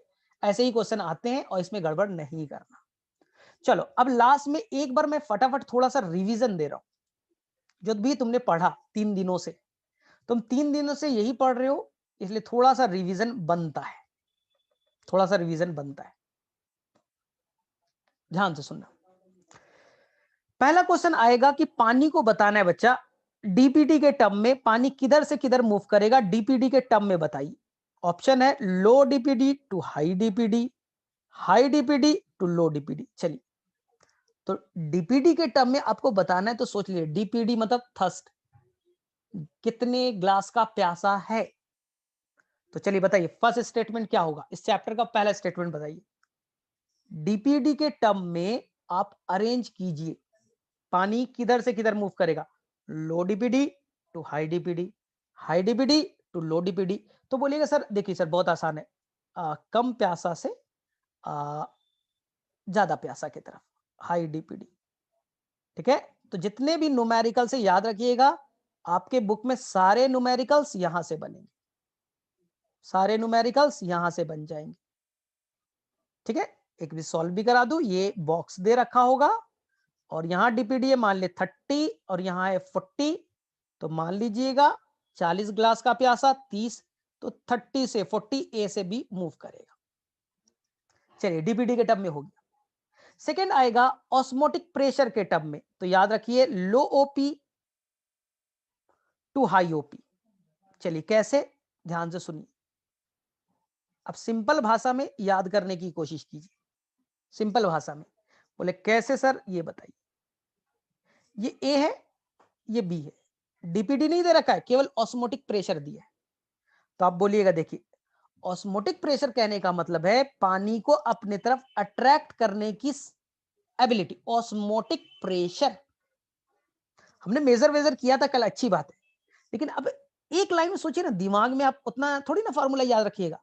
आप सोचिएगा बस बच्चा, ऑस्मोटिक प्रेशर, पानी का मूवमेंट होना, कितने ताकत से, कितने प्रेशर से अपने आप में पानी खींच सकता है, ऑस्मोटिक प्रेशर।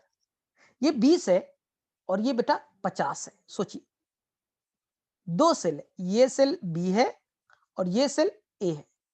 ये बेटा अपने तरफ पानी को 50 प्रेशर से खींच सकता है और ये पानी को 20 प्रेशर से खींच सकता है। दो सेल को आसपास रख दिया, तो बताइए पानी किधर से किधर जाएगा, बताइए। तो बोलेंगे सर बहुत आसान है, इसमें सर ताकत ज्यादा है, पानी को खींचने की ताकत ज्यादा है, तो पानी लो ऑस्मोटिक प्रेशर से हाई ऑस्मोटिक प्रेशर की तरफ मूव करता है। गांठ बांध लीजिए, लो ऑस्मोटिक प्रेशर से हाई ऑस्मोटिक प्रेशर की तरफ जाता है।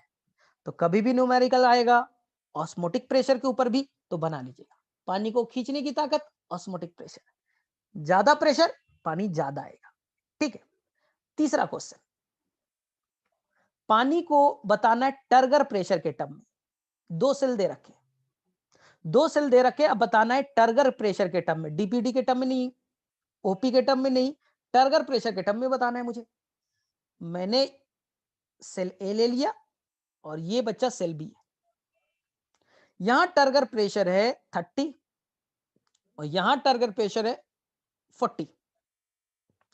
ध्यान से सुनिएगा, पहले बेटा डिफिनीशन में जाइए, डिफिनीशन में जाइए। तो पानी मूव करेगा, सोचिए टर्गर प्रेशर होता क्या है, ये सेल, सेल वॉल और ये बेटा सेल मेम्ब्रेन, ठीक है। पानी अंदर आएगा, पानी अंदर आएगा, स्वेलिंग होगा। प्रोटोप्लास्ट कितने ताकत से दीवार को ढकेलता है, टर्गर प्रेशर। यानी सर ज्यादा पानी आएगा तो टर्गर प्रेशर ज्यादा होगा, सर पानी और आया तो टर्गर प्रेशर और बढ़ेगा। इसका मतलब है कि अगर सेल में 30 ml पानी है तो टर्गर प्रेशर 30 हुआ, टर्गर प्रेशर ज्यादा है, इसका मतलब सेल में पानी ज्यादा है। सोचिए 40 टर्गर प्रेशर क्यों है सेल में, सर यानी कि पानी ज्यादा होगा। टर्गर प्रेशर क्या होता है, दीवार पे कितने ताकत से ढकेला, और पानी ज्यादा होगा तो ज्यादा प्रेशर लगाओगे। तो सर यहां लगता है 40 पानी होगा, यहां 30 पानी होगा। तो पानी का मूवमेंट बेटा in term of turgor pressure, low TP to high TP, low TP to high TP. आया समझ में? टर्गर प्रेशर क्या है, वापस से सोचिए।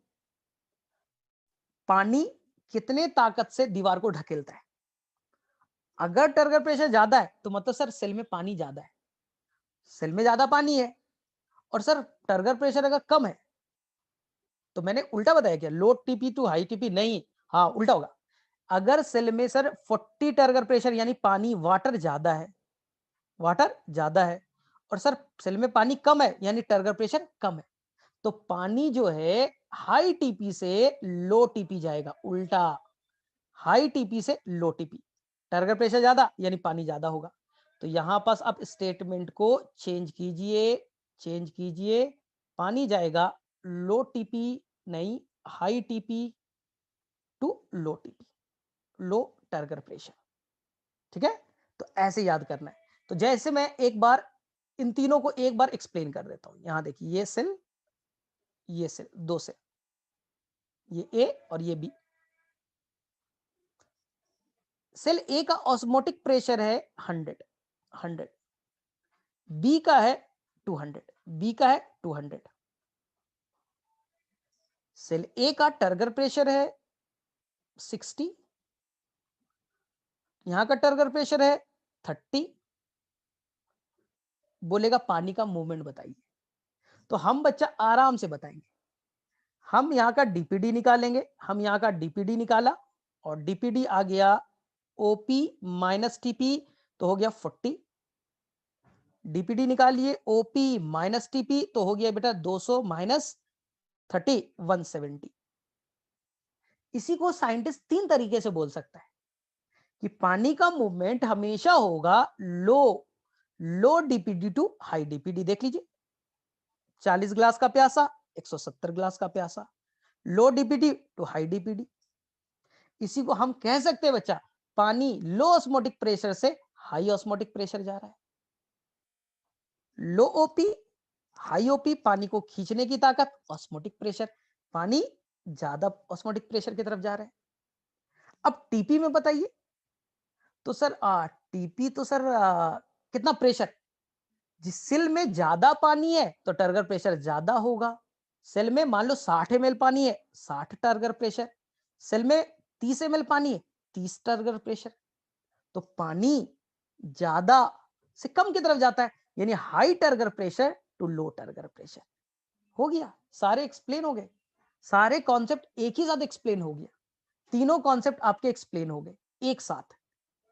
ओपी के टर्म में high OP to low OP, low OP to high OP. Sir osmotic pressure के टर्म में लो टू हाई, डीपीडी के टर्म में लो टू हाई, और टीपी के टर्म में उल्टा होता है, हाई टू लो पानी का मूवमेंट होगा। तो ये चीज कभी भी भूलना नहीं है। अब आप पहले दिन का कॉन्सेप्ट रिकॉल कीजिए। आप जो बच्चा ये धड़ल्ले से डीपीडी लिखते हो ना, डिफ्यूजन प्रेशर डिफिसिट, ये पुराना कॉन्सेप्ट था, ये पुराने साइंटिस्ट का कॉन्सेप्ट था डीपीडी। नया साइंटिस्ट इस डीपीडी को साई डब्ल्यू लिखता है, ध्यान से सुनना है। पुराना कॉन्सेप्ट था पानी को कितने डिफ्यूजन प्रेशर की कमी है डीपीडी में एक्सप्रेस करना। नया साइंटिस्ट बोलता है डीपीडी यूपीडी छोड़ो, वाटर पोटेंशियल में कहते हैं। तो जो बेटा आपका डीपीडी है वही बेटा साई डब्ल्यू है, दोनों का मैग्नीट्यूड इक्वल होते हैं। बस डीपीडी पे बेटा माइनस चार्ज लगा देना तो साई डब्ल्यू हो जाएगा। तो कभी भी अगर क्वेश्चन पेपर में डीपीडी 100 दे रखा हो ना, और बोल दे कि साई डब्ल्यू बताइए, तो बोले देखो डीपीडी और साई डब्ल्यू कुछ होता नहीं, सेम चीज है। ये नया साइंटिस्ट, ये बेटा पुराना साइंटिस्ट। नया साइंटिस्ट बोलेगा वाटर पोटेंशियल के टर्म में, तो बस सर माइनस लगा देंगे, हो गया सर। अगर साई डब्ल्यू दिया है, डीपीडी निकालना है, तो बच्चा आपको क्या करना है, मैग्नीट्यूड को सेम रखना है, बस माइनस की जगह प्लस कर दीजिएगा, हो जाएगा, सारे न्यूमेरिकल्स बन जाएंगे। तो याद रखिएगा डीपीडी और साई डब्ल्यू। इसी तरह से आपने पढ़ा ओपी, ऑस्मोटिक प्रेशर, ये पुराने साइंटिस्ट का कॉन्सेप्ट है। नया साइंटिस्ट इसी को बोलेगा साई एस, नया साइंटिस्ट इसी को बोलता साई एस। बोले ठीक है भाई, ये क्या है भाई? कुछ नहीं करना है, जहां भी ऑस्मोटिक प्रेशर दिया है उतना ही बेटा साई एस होगा, उतना ही सेम वैल्यू होगा। ऑस्मोटिक प्रेशर अगर 50 है, 50 है, तो साई एस भी बेटा 50 होगा, साई एस भी 50 होगा। बस एक चीज याद रखिएगा कि आप वहां पर माइनस लगा दीजिएगा तो साई एस निकल जाएगा। ओपी और साई एस सेम चीज है, ये पुराना साइंटिस्ट, ये नया साइंटिस्ट, मैग्नीट्यूड सेम, बस बेटा नेगेटिव मार दीजिएगा, हो जाएगा आंसर सॉल्व। और तीसरा है बच्चा टीपी का कॉन्सेप्ट, नया साइंटिस्ट इसे साई पी कहेगा, प्रेशर पोटेंशियल कहेगा, नया साइंटिस्ट साई पी कहेगा। पुराना साइंटिस्ट बोलेगा टर्गर प्रेशर क्या होता है, वही दीवार पे कितना ताकत लगाते हो, ठीक है। और नया साइंटिस्ट भी वही बोलेगा कि वाटर में तुम कितने ताकत से ढकेल रहे हो, वाटर को कितना ताकत लगा के ढकेल रहे हो, वही है बेटा साई पी। दोनों बेटा पॉजिटिव, दोनों बच्चा पॉजिटिव ही होंगे, दोनों पॉजिटिव होंगे, इसमें कंफ्यूजन नहीं होना है। इसलिए आपको इस चैप्टर में दो फॉर्मूला मिलेंगे, दो फॉर्मूला मिलेंगे, एक पुराने साइंटिस्ट का डीपीडी ओपी माइनस टीपी मिलेगा, आई थिंक ये आसान है, ये बेटा आसान है। और नए साइंटिस्ट का फार्मूला भी मिलेगा, Sai W water potential, Sai S plus psi P, Sai S plus psi P. आपको एनसीईआरटी में यही दो फार्मूला मिलेंगे। तो अगर आप चाहे नए साइंटिस्ट को फॉलो करना, नए को फॉलो कीजिए, पुराने को फॉलो करना, पुराने को फॉलो कीजिए, कुछ नहीं है। अगर आप चाहते हैं न्यूमेरिकल नए साइंटिस्ट के टर्म में बनाए तो साई डब्ल्यू करके बनाइए, पुराने साइंटिस्ट के टर्म में बनाना चाहते हैं तो पुराने साइंटिस्ट के टर्म में बना लीजिए, कोई दिक्कत नहीं, कोई दिक्कत नहीं है, आपके न्यूमेरिकल सेम बनेंगे, ठीक है। तो लेकिन अब हमें एक दो पॉइंट और सीखना है जो मैं फटाफट सिखाता हूं आपको, ध्यान से मुझे बताइएगा। ये मैंने एक तरह का एक बीकर लिया, बीच में सेमी परमेबल मेम्ब्रेन डाल दिया, ये ए है और ये बी है। जहां पर आप कंफ्यूज होते हैं वो पॉइंट को डिस्कस कर लेते हैं, बस खत्म। जहां पर आपको थोड़ा कंफ्यूजन होता है वहां पर हम लोग डिस्कस करते हैं। दोनों तरफ बच्चा 100 ml पानी है, ए में 100 ml प्योर वाटर, बी में 100 ml प्योर वाटर, बीच में है सेमी परमेबल मेम्ब्रेन। बताइए मुझे पानी का मूवमेंट ए से बी होगा या बी से ए होगा, फटाफट बताइएगा। पानी का मूवमेंट किधर से किधर होगा, ए से बी होगा या बी से ए होगा।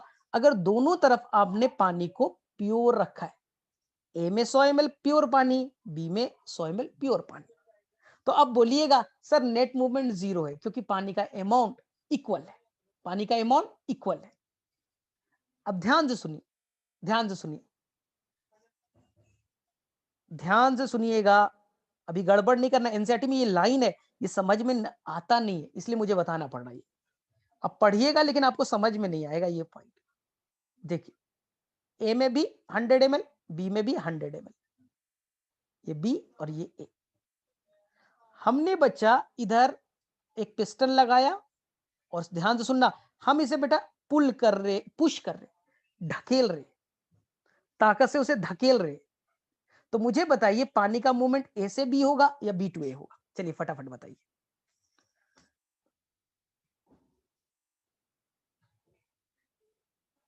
ए से बी या बी टू ए, पहले बताइए। तो सभी बच्चे ने बोला ए से बी, हाँ पानी का मूवमेंट ए से बी ही होगा, सभी को आता है ए से बी होगा। लेकिन सोचिए प्योर वाटर था, वाटर पोटेंशियल था, ये भी प्योर वाटर था, ये भी वाटर पोटेंशियल था। देखिए ध्यान से सुनिएगा, ध्यान से सुनिएगा, जो स्टेटमेंट है ना एनसीईआरटी का है, एनसीईआरटी का स्टेटमेंट है। आपने बोला कि जब आप पिस्टन से ढकेलते हो तो पानी ए से बी में जाएगा, इसका मतलब है बच्चा दोनों में पानी 100 ml था, 100 ml 100 ml था, दोनों का वाटर पोटेंशियल इक्वल था, दोनों का वाटर पोटेंशियल इक्वल था। लेकिन पानी ए से बी की तरफ जा रहा है, इसका मतलब है पानी तो हाई वाटर पोटेंशियल से लो वाटर पोटेंशियल जाता है। इसका मतलब है ए के तरफ में पानी की ताकत वाटर पोटेंशियल बढ़ चुका है और बी में बेटा उसकी कंपैरिजन में कम है। इसका मतलब है कि जब पानी को आप ढकेलते हो तो वाटर पोटेंशियल बच्चा बढ़ता है। जब पानी को आप ढकेलते हो तो पानी का वाटर पोटेंशियल बढ़ता है। तो यहां पर बेटा जो साई पी है, यही है साई पी। जब आपने पानी को ढकेला तो वाटर पोटेंशियल क्या हो गया? इंक्रीज हो गया। पानी की ताकत को इसने बढ़ा दिया। तो साई पी क्या है बच्चा? वाटर पोटेंशियल को बढ़ाता है। साई पी ये पॉजिटिव है। पानी की ताकत को बढ़ाया तो साई पी कैसा रोल प्ले किया? पॉजिटिव। लेकिन अब हम लोग एनसीईआरटी का एक लाइन को ध्यान से सीखे, अब समझ में आना चाहिए। इस बार आंसर कीजिएगा बहुत ध्यान से। ये पार्ट ए है और ये पार्ट बी है, ए और बी। हमने क्या किया? एक पिस्टन लिया और पिस्टन को बेटा पुल नहीं कर रहे, पुश नहीं कर रहे बेटा, खींच रहे ऊपर की तरफ, पुल कर रहे। पुल और पुश समझ में आता है? खींच रहे, पुल कर रहे। तो मुझे बताइए कि आप पुल कर रहे बच्चा, पुल कर रहे, पानी का मूवमेंट ए से बी या बी टू ए। आप पिस्टन लीजिए, पानी को ऐसे खींचिए तो पानी किधर से किधर जाएगा? बी टू ए जाएगा या ए टू बी जाएगा? चलिए फटाफट बताइए, बोलिए फटाफट। हमने पानी को बेटा पिस्टन से ऐसे खींचा, हाँ, पुल कर रहे। तो जब आप पुल कीजिएगा तो पानी बी से ए की तरफ जाएगा, पानी बी से ए की तरफ जाएगा। इससे क्या प्रूफ होता है? सर पानी तो दोनों में 100 ml था, यहां भी 100 ml था, यहां भी 100 ml था। सर दोनों में वाटर पोटेंशियल तो इक्वल थे, वाटर पोटेंशियल तो इक्वल था। सर पानी बी से ए में गया यानी कि पानी हाई वाटर पोटेंशियल से लो वाटर पोटेंशियल जाता है। इसका मतलब है सर जब आप पानी को पुल करते हैं तो वाटर पोटेंशियल घटता है। पानी को पुल करते, खींचते हैं तो वाटर पोटेंशियल घटता है। तो ये जो बेटा आपका साई पी है, प्रेशर पोटेंशियल, वो वाटर की ताकत को क्या कर रहा है? जब आप पुल कीजिएगा तो पानी की ताकत को घटाएगा बेटा, निगेटिव लाएगा। इसलिए साई पी देखिए यहां, जब आप पानी को धकेलते हैं तो वाटर पोटेंशियल पॉजिटिव होता है क्योंकि पानी की ताकत को बढ़ा रहा है। और जब पानी को आप खींचते हैं बच्चा, अपनी तरफ पुल करते हैं तो पानी की ताकत घट जाती है। पानी की ताकत घट गई तो साई पी बच्चा नेगेटिव होता है। तो आपके एनसीईआरटी में एक स्टेटमेंट है, उसे बेटा एकदम गांठ बांध लो, उसको जाके एकदम मार्क कर लेना। एनसीईआरटी के स्टेटमेंट को सुनाता हूं। एनसीईआरटी कहता है सभी जगह साई पी पॉजिटिव होते हैं, लेकिन जब प्लांट के अंदर ट्रांसपीरेशन पुल होता है, जब पानी बाहर निकला, इसे प्रेशर जनरेट हुआ और पानी को बेटा खींचा जा रहा है, पुल कर रहा है ना, नीचे के पानी को खींचा जा रहा है। जब पुल करते हैं ना, तो इस केस में जो बेटा आपका जाइलम है, जाइलम में पानी है, अब खींच लो बेटा, ऊपर से ताकत से खींच लो, फोर्स लगा करके। तो इस केस में इस जाइलम के अंदर में जो प्रेशर पोटेंशियल है वो बेटा नेगेटिव हो जाएगा। तो ट्रांसपीरेशन पुल के दौरान जो जाइलम है उनको पानी को खींचा जाता है और पानी को जब आप खींच रहे हो, फोर्स से खींच रहे हो, तो वाटर पोटेंशियल क्या हो जाएगा? आपका प्रेशर पोटेंशियल क्या हो जाएगा? नेगेटिव। अदरवाइज हमेशा ये पॉजिटिव रहता है। तो ये आपके एनसीईआरटी का स्टेटमेंट था, इसको याद रखिएगा। ठीक है, मेरे में से क्लियर? रीति थर्ड वाला क्लियर है? हमने पानी को खींचा, ऐसे खींच रहे हो, अगर आप खींच रहे हो तो क्या होगा? आप क्या कर रहे हो? इस बार पुल कर रहे हो, खींच रहे हो, तो वाटर की ताकत घट जाएगी। क्यों? क्योंकि पानी को अगर धकेलोगे, ताकत से ढकेलोगे ना, पानी की ताकत को ढकेलोगे, सिंपल ऐसे बता देता हूं। ये बीकर, ये बीकर, यहां देखो, यहां पिस्टन लगाओ, यहां पिस्टन लगाओ और पानी को ढकेलो, पानी को ढकेलो, ढकेलो, ताकत लगाओ और ढकेलो पानी को। तो यहां पास प्रेशर पोटेंशियल क्या होगा? पॉजिटिव। और यहां पास आप क्या करो? पिस्टन लो, उल्टा करो, इसे पुश नहीं करो, पुल करो, खींचो, तो यहां पानी की ताकत घट जाएगी। वाटर पोटेंशियल घट जाएगा, तो साई पी क्या कर रहा है, पानी की ताकत को घटा रहा है, तो ये हो गया नेगेटिव। यहां साई पी क्या कर रहा है, पानी की ताकत को बढ़ा रहा है, तो हो गया बेटा पॉजिटिव। आ गया समझ में? तो पुश और पुल का कहानी को याद रखिएगा, ये काम आएगा। एक ही जगह पानी की ताकत साई पी घटाने का काम करेगा, नेगेटिव का काम करेगा, वो ट्रांसपिरेशन पुल में। चलो ठीक है, और ठीक है, ये सारे न्यूमेरिकल्स बन जाएंगे। किसी बच्चे को एक प्रॉब्लम था कि सर दोनों साइंटिस्ट वाले न्यूमेरिकल एक साथ आ गए, तो एक सॉल्व करके आज छुट्टी करते हैं, एक सॉल्व करते हैं और छुट्टी करते हैं। ध्यान से सुनिएगा, गांठ बांध करके। ये ओपी है 100, ओपी है 200, टीपी है 40, टीपी है 20।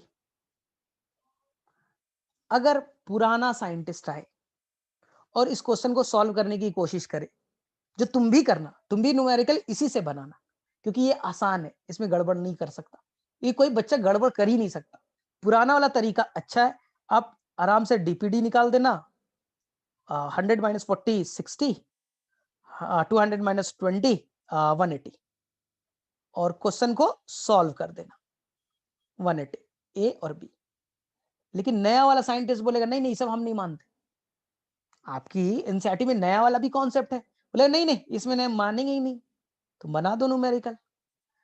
नया साइंटिस्ट बोलेगा रुको, जहां पर ओपी है वहां पर लिख दीजिए साई एस, ओपी का जो वैल्यू है उस पर माइनस चिपका दीजिए -100।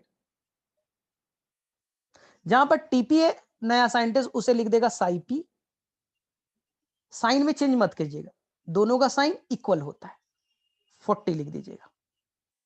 चलिए इस साइड आए, नया साइंटिस्ट बोलेगा देखो भाई साई एस लिखो इसे, और ये 200 है ना 200 लिख दो, और नया साइंटिस्ट बोलता है माइनस लगाओ, माइनस में सब कुछ होगा, और नया साइंटिस्ट बोलेगा देखो साई पी लिख दो, और कितना है 20 है 20 लिख दो।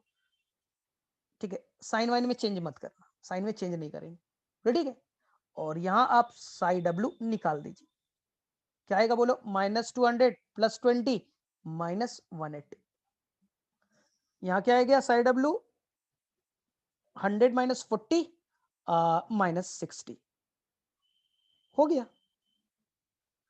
अब इसे सॉल्व करना है, अब इसे सॉल्व करना है, तो मैं आपको 9 स्टेटमेंट दे रहा हूं, ध्यान से सुनना, मैं आपको 9 स्टेटमेंट दूंगा।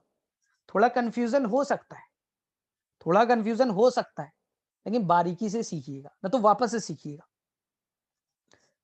पहले पुराना साइंटिस्ट, पानी का movement low osmotic pressure to high osmotic pressure, solve. पानी का movement low osmotic pressure to high osmotic pressure, पहला स्टेटमेंट। पानी का movement low DPD to high DPD, problem solve. कम प्यास से ज्यादा प्यास सबसे अच्छा तरीका। एक और तरीका, पानी का movement high TP, turgor pressure ज्यादा यानी पानी ज्यादा है, टू लो टीपी। तो ये पुराने साइंटिस्ट ने 3 स्टेटमेंट देकर के छुट्टी कर लिया, पुराना साइंटिस्ट 3 स्टेटमेंट दिया और घर गया। लेकिन आपकी एनसीईआरटी ने नया साइंटिस्ट लेते आया, इसलिए कंफ्यूजन क्रिएट हो जाता है। बोले सर कैसे करेंगे, 6 स्टेटमेंट और है। ठीक है सर पढ़ते हैं। पानी का मूवमेंट हमेशा बेटा लो वाटर पोटेंशियल -60, पानी का मूवमेंट हमेशा लो वाटर पोटेंशियल -60, लो मतलब लेस नेगेटिव साइड डब्ल्यू से मोर नेगेटिव साइड डब्ल्यू की तरफ होता है, लेस नेगेटिव साइड डब्ल्यू से मोर नेगेटिव साइड डब्ल्यू की तरफ होता है। Less negative means more energy, more negative means less energy. याद करो फर्स्ट क्लास आपको मैंने पूरी 1 घंटे की क्लास साइड डब्ल्यू ही समझाया था। यहां देखिए ये बच्चा -60 से पानी की ताकत घटी, यहां -80 से घटा, यानी सर यहां ताकत अभी भी ज्यादा है, हाई वाटर पोटेंशियल है, यहां लो वाटर पोटेंशियल है। तो पानी हाई वाटर पोटेंशियल से लो वाटर पोटेंशियल की तरफ मूव किया, लेस नेगेटिव साइड डब्ल्यू से मोर नेगेटिव की तरफ मूव कर गया। दो स्टेटमेंट आए, less negative side W to more negative side W. Less negative means more water potential, more negative means less water potential. Water high water potential से लो water potential move किया। First day की कहानी याद रखी, मैंने यही बताया था। बोले ठीक है सर। चलिए अब साइएस में सीखते हैं। बोले ओ कैसे याद करेंगे, यहां बेटा देखिए 100 सॉल्यूट है, पानी की ताकत 100 से घट गई। यहां बेटा 200 सॉल्यूट है, पानी की ताकत 200 से घट गई। तो पानी का मूवमेंट किधर से किधर, साई एस के टर्म में बताइए, साई एस के टर्म में बताइए।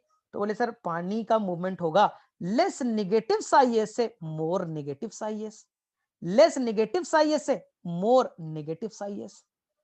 हम इसी को कह सकते हैं मोर सॉल्यूट पोटेंशियल, -100 है ना, -100 है, मोर है, और ये -200 है, लेस है।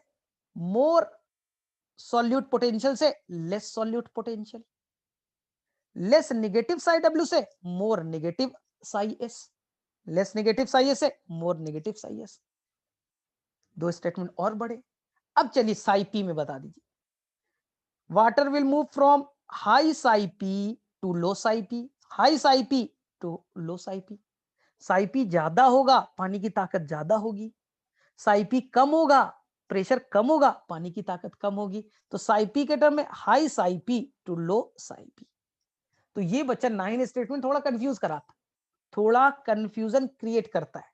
तो फिर भी अगर तुमने लॉजिकल सीखा होगा, लॉजिकल सीखा होगा, फर्स्ट क्लास को याद करो, मैंने साई डब्ल्यू, साई एस और साई पी पे पूरा क्लास लगा दिया था इसी दिन के लिए, इसी 5 मिनट के कॉन्सेप्ट बताने के लिए पूरा एक दिन लगाया था। फिर कल तुम्हें बेटा पुराने साइंटिस्ट वाला कहानी डीपीडी, ओपी, टीपी समझाने के लिए कल लगाया। 2 दिन की मेहनत से हमें ये 6 स्टेटमेंट तैयार हुए। 2 दिन का मेहनत से बेटा ये हमारे 6 स्टेटमेंट बने। और यही बहुत हमें कंफ्यूज करता है, लिख देता टीपी के टर्म में बताओ, साइएस के टर्म बताओ, हमें तो कुछ नहीं आता। इसलिए मैंने पुणे धीरे धीरे पढ़ाया ना। तो जिन बच्चों को अभी भी इश्यू है, आप फर्स्ट क्लास, मैंने 3 क्लास लिया है, तो आप फर्स्ट क्लास को देखिएगा। बेटा यही नया साइंटिस्ट पहले बता दिया, फिर पुराने वाले साइंटिस्ट को बता दिया, आज रिलेट कर दिया। फिर भी मैं तुम्हें तुम्हें बेटा एक बार सॉल्व करने के लिए बोलता हूँ, हेल्प मेरा मत लेना, अपने से दिमाग में कैलकुलेट करना, अपने से दिमाग में कहानी को कैलकुलेट कीजिएगा और मुझे बताइएगा खुद से। हाँ अब बैसाखी लेना छोड़ो, अपने से सोचो, ओपी 200, ओपी 400, टीपी 100, टीपी 50। नया साइंटिस्ट नहीं, अभी पुराना, पुराने के अकॉर्डिंग डीपीडी निकालिए। सर डीपीडी निकाल दे, डीपीडी हमें आता है OP minus TP. Sir 200 minus 100 sir 100 हो गया। सर इसके अंदर में बी के अंदर में sir OP minus TP sir 400 minus 50 350 हो गया। डीपीडी हो गया सर 350, 350। ठीक है। अब नया साइंटिस्ट वाला लिखिए आराम से, नया साइंटिस्ट वाला लिखिए। सर नया साइंटिस्ट वाला तो भूल गए, भूलना नहीं था। नया साइंटिस्ट बोलेगा ऐसा करो, साइएस लिखो, ओपी की जगह साइएस लिख दो, और 200 लिखा है 200 लिखो, माइनस लगा देना। बोले ठीक है सर, बहुत आसान है। नया साइंटिस्ट बोलेगा साइएस लिखो, ओपी का जितना वैल्यू है वही लिखो, माइनस लगा देना। बोले ठीक है सर। पुराना साइंटिस्ट पॉजिटिव, नया साइंटिस्ट नेगेटिव बोलेगा। सर टीपी, टीपी में चेंज नहीं करना है, टीपी बेटा बहुत शरीफ है, टीपी को साई पी कहते हैं, पॉजिटिव तो पॉजिटिव, पॉजिटिव तो पॉजिटिव 50 लिख दीजिए, हो गया। अब नए साइंटिस्ट के अकॉर्डिंग साई डब्ल्यू निकालिए। बोले सर कैसे निकलेगा, हम लोग तो महानुभाव लोग हैं। 200 माइनस 100 तो सर हो गया -100। हाँ भाई देख लो, डीपीडी और साई डब्ल्यू इक्वल नहीं हो गए, बस डीपीडी में प्लस है और साई डब्ल्यू में माइनस है। चलिए यहां निकालते हैं। सर साई डब्ल्यू कितना होगा, सर 400 में से 50 चले गए तो सर 350, क्योंकि फार्मूला तो हमारे पास क्या है, psi W equal to psi S plus psi P होता है। चलिए सर माइनस भी लगाना था ना, देख लो डीपीडी कितना है 350, डीपीडी 350, साई डब्ल्यू 350, बस माइनस लगा दीजिएगा, साई डब्ल्यू इसको प्लस कर दीजिए तो डीपीडी हो गया। अब ईमानदारी से आपको सारे स्टेटमेंट रिकॉल करने, इस बार आपका काम है, एकदम दिमाग को कूल करके सोचो। सबसे पहले ऑस्मोटिक प्रेशर में सोचो, ऑस्मोटिक प्रेशर पानी को खींचने की ताकत, खींचने की ताकत। तो सर यहां देखो सर ओपी 200 है और यहां सर ओपी सर 400 है, तो किसके अंदर पानी को खींचने की ताकत ज्यादा है? सर 400 ज्यादा ताकत है और 200 सर पानी को खींचने की ताकत कम है, तो पानी 400 की तरफ चला जाएगा। Low OP to high OP, low OP to high OP हो गया। बोले ठीक है सर। टर्गर प्रेशर में क्या सिखाया था? टर्गर प्रेशर जितना पानी होगा उतना टर्गर प्रेशर। सर यानी कि यहाँ पर 100 ml पानी है तभी तो टर्गर प्रेशर 100 है सर, और यहाँ सर पानी 50 ml है तभी तो टर्गर प्रेशर 50 है।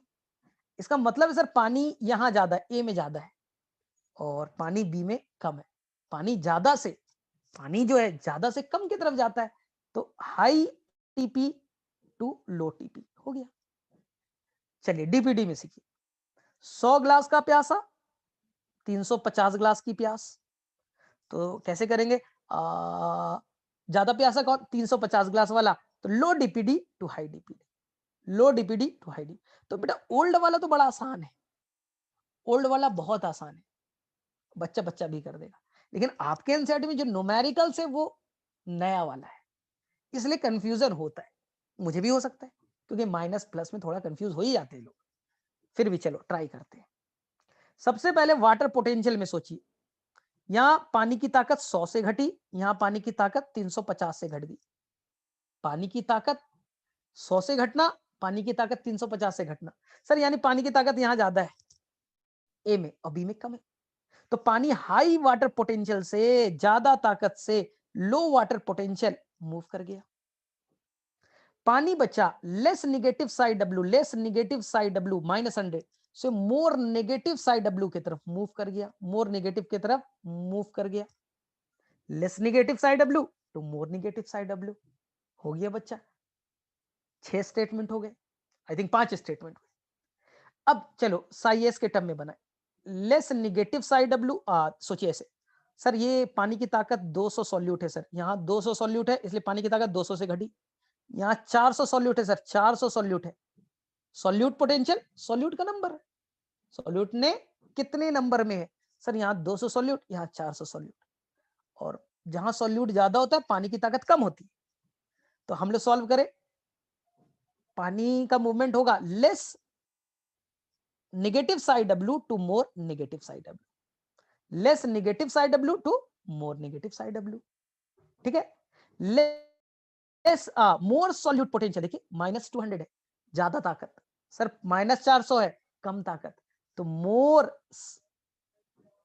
Solute potential to less solute potential आ गया। मैग्नीट्यूड देखिए ना, यहाँ 200 है, यहाँ बेटा 400 है ना, तो यहाँ पर माइनस में, माइनस में यानी यहाँ पर सॉल्यूट पोटेंशियल ज्यादा है, -200 और -400 है यानी सॉल्यूट पोटेंशियल कम है। चलिए हो गया।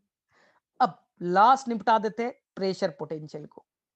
पानी को 100 से धकेलिए, पानी को 50 से धकेलिए। सर पहले वाले में पानी को 50 से 100 से धकेला सर, ताकत लगाया, सर ज्यादा ताकत है पानी में, और यहां ताकत बच्चा 50 से धकेला, पानी में ताकत कम है, तो पानी ज्यादा ताकत से, ज्यादा साइपी से लेस साइपी की तरफ मूव कर जाएगा। ये था आपका न्यू कॉन्सेप्ट। अब बता दीजिए मुझे किस किस बच्चे को ये सारे स्टेटमेंट क्लियर हो गए? चलो फटाफट हो गए। आगा ललितेज, अब बन जाएगा, अब बनाओ। अब जाइए दुनिया का कोई बुक उठा लीजिए, दुनिया का कोई सा भी बुक ले लीजिए, क्वेश्चंस बनेंगे। कल्पना तुम्हारा क्या है? फटाफट मैसेज करो, हैंड रेज नहीं, मैसेज करो एंड देन लिव। खत्म, आज की क्लास कंप्लीट। लेकिन हमने अब दुनिया का कोई भी क्वेश्चन, दुनिया का बेटा, केवल इंडिया का नहीं ना, सारे क्वेश्चन को आप ध्यान से देखो। रीति कुछ नहीं करना, 2 घंटे के बाद में ये लेक्चर रिकॉर्डेड फॉर्म में तुम्हें मिल जाएगा। 2 घंटे 3 घंटे के बाद में रिकॉर्डेड फॉर्म में लेक्चर तुम्हें मिल जाएगा। लास्ट वाला 10 मिनट्स या 20 मिनट जो भी है, 10 से 20 मिनट्स ये वाला पार्ट को वापस से सीख लीजिएगा। मैंने फर्स्ट डे बच्चा 1 घंटे की क्लास में केवल तुम्हें ये बताया था वाटर पोटेंशियल, वाटर की ताकत, सॉल्यूट पोटेंशियल और प्रेशर पोटेंशियल पे डिपेंड करता है। याद करो, सॉल्यूट डालोगे तो पानी की ताकत घटेगी, प्रेशर लगाओगे तो पानी की ताकत बढ़ेगी। 2 चीज पे डिपेंड करता है। कल मैंने बताया कि नया पुराना साइंटिस्ट बोलता है नहीं नहीं, प्रेशर डिफिसिट में बताइए ना, पानी का डिफ्यूजन प्रेशर कितने से घट गया, तो बोलेंगे ऑस्मोटिक प्रेशर, और ये टर्गर प्रेशर पे डिपेंड करता है। तो ओपी माइनस टीपी का फॉर्मूला लगाएंगे, डीपीडी और साई डब्ल्यू इक्वल होता है, बस माइनस से लगा दीजिएगा। ओपी और साई एस सेम होता है, बस माइनस लगा दीजिएगा। और साई पी टीपी बेटा बहुत शरीफ है, माइनस माइनस मत लगाइए क्योंकि ऑलरेडी पहले से माइनस लगा हुआ है, तो उसमें माइनस लगेगा उल्टा हो जाएगा। दोनों का मैग्नीट्यूड इक्वल होते हैं। चलिए ठीक है। तो लेकिन अब जाके आप ट्राई कीजिएगा तो बन जाएंगे, आप ट्राई कीजिएगा तो बन जाएंगे, तो कोशिश करना है तो बननी। चलो ठीक है, तो मेरे में से जाइए और अगले दिन हम लोग जब मिलेंगे तो ऐसा कोई क्वेश्चन ना हो डीपीडी का, ओपी का, जो तुम्हें ना समझ। एक बार सुनो, 2 बार सुनो, कॉन्सेप्ट को बेटा सीखो। मुझे कैसे याद हो गया, तो मैं रट्टा नहीं मारा, मैंने वही बार बार वही कॉन्सेप्ट डीपीडी के टर्म में, थर्स्ट ऑफ वाटर के टर्म में सोचा, पानी को खींचना ऑस्मोटिक प्रेशर में सोचा, टर्गर प्रेशर पानी कितना ताकत लगाता है उस टर्म में मैं सोचता हूं, तो मेरे दिमाग में वो चीज इमेज बना हुआ है। चलो ठीक है, ठीक है फिर, लेकिन आप प्रैक्टिस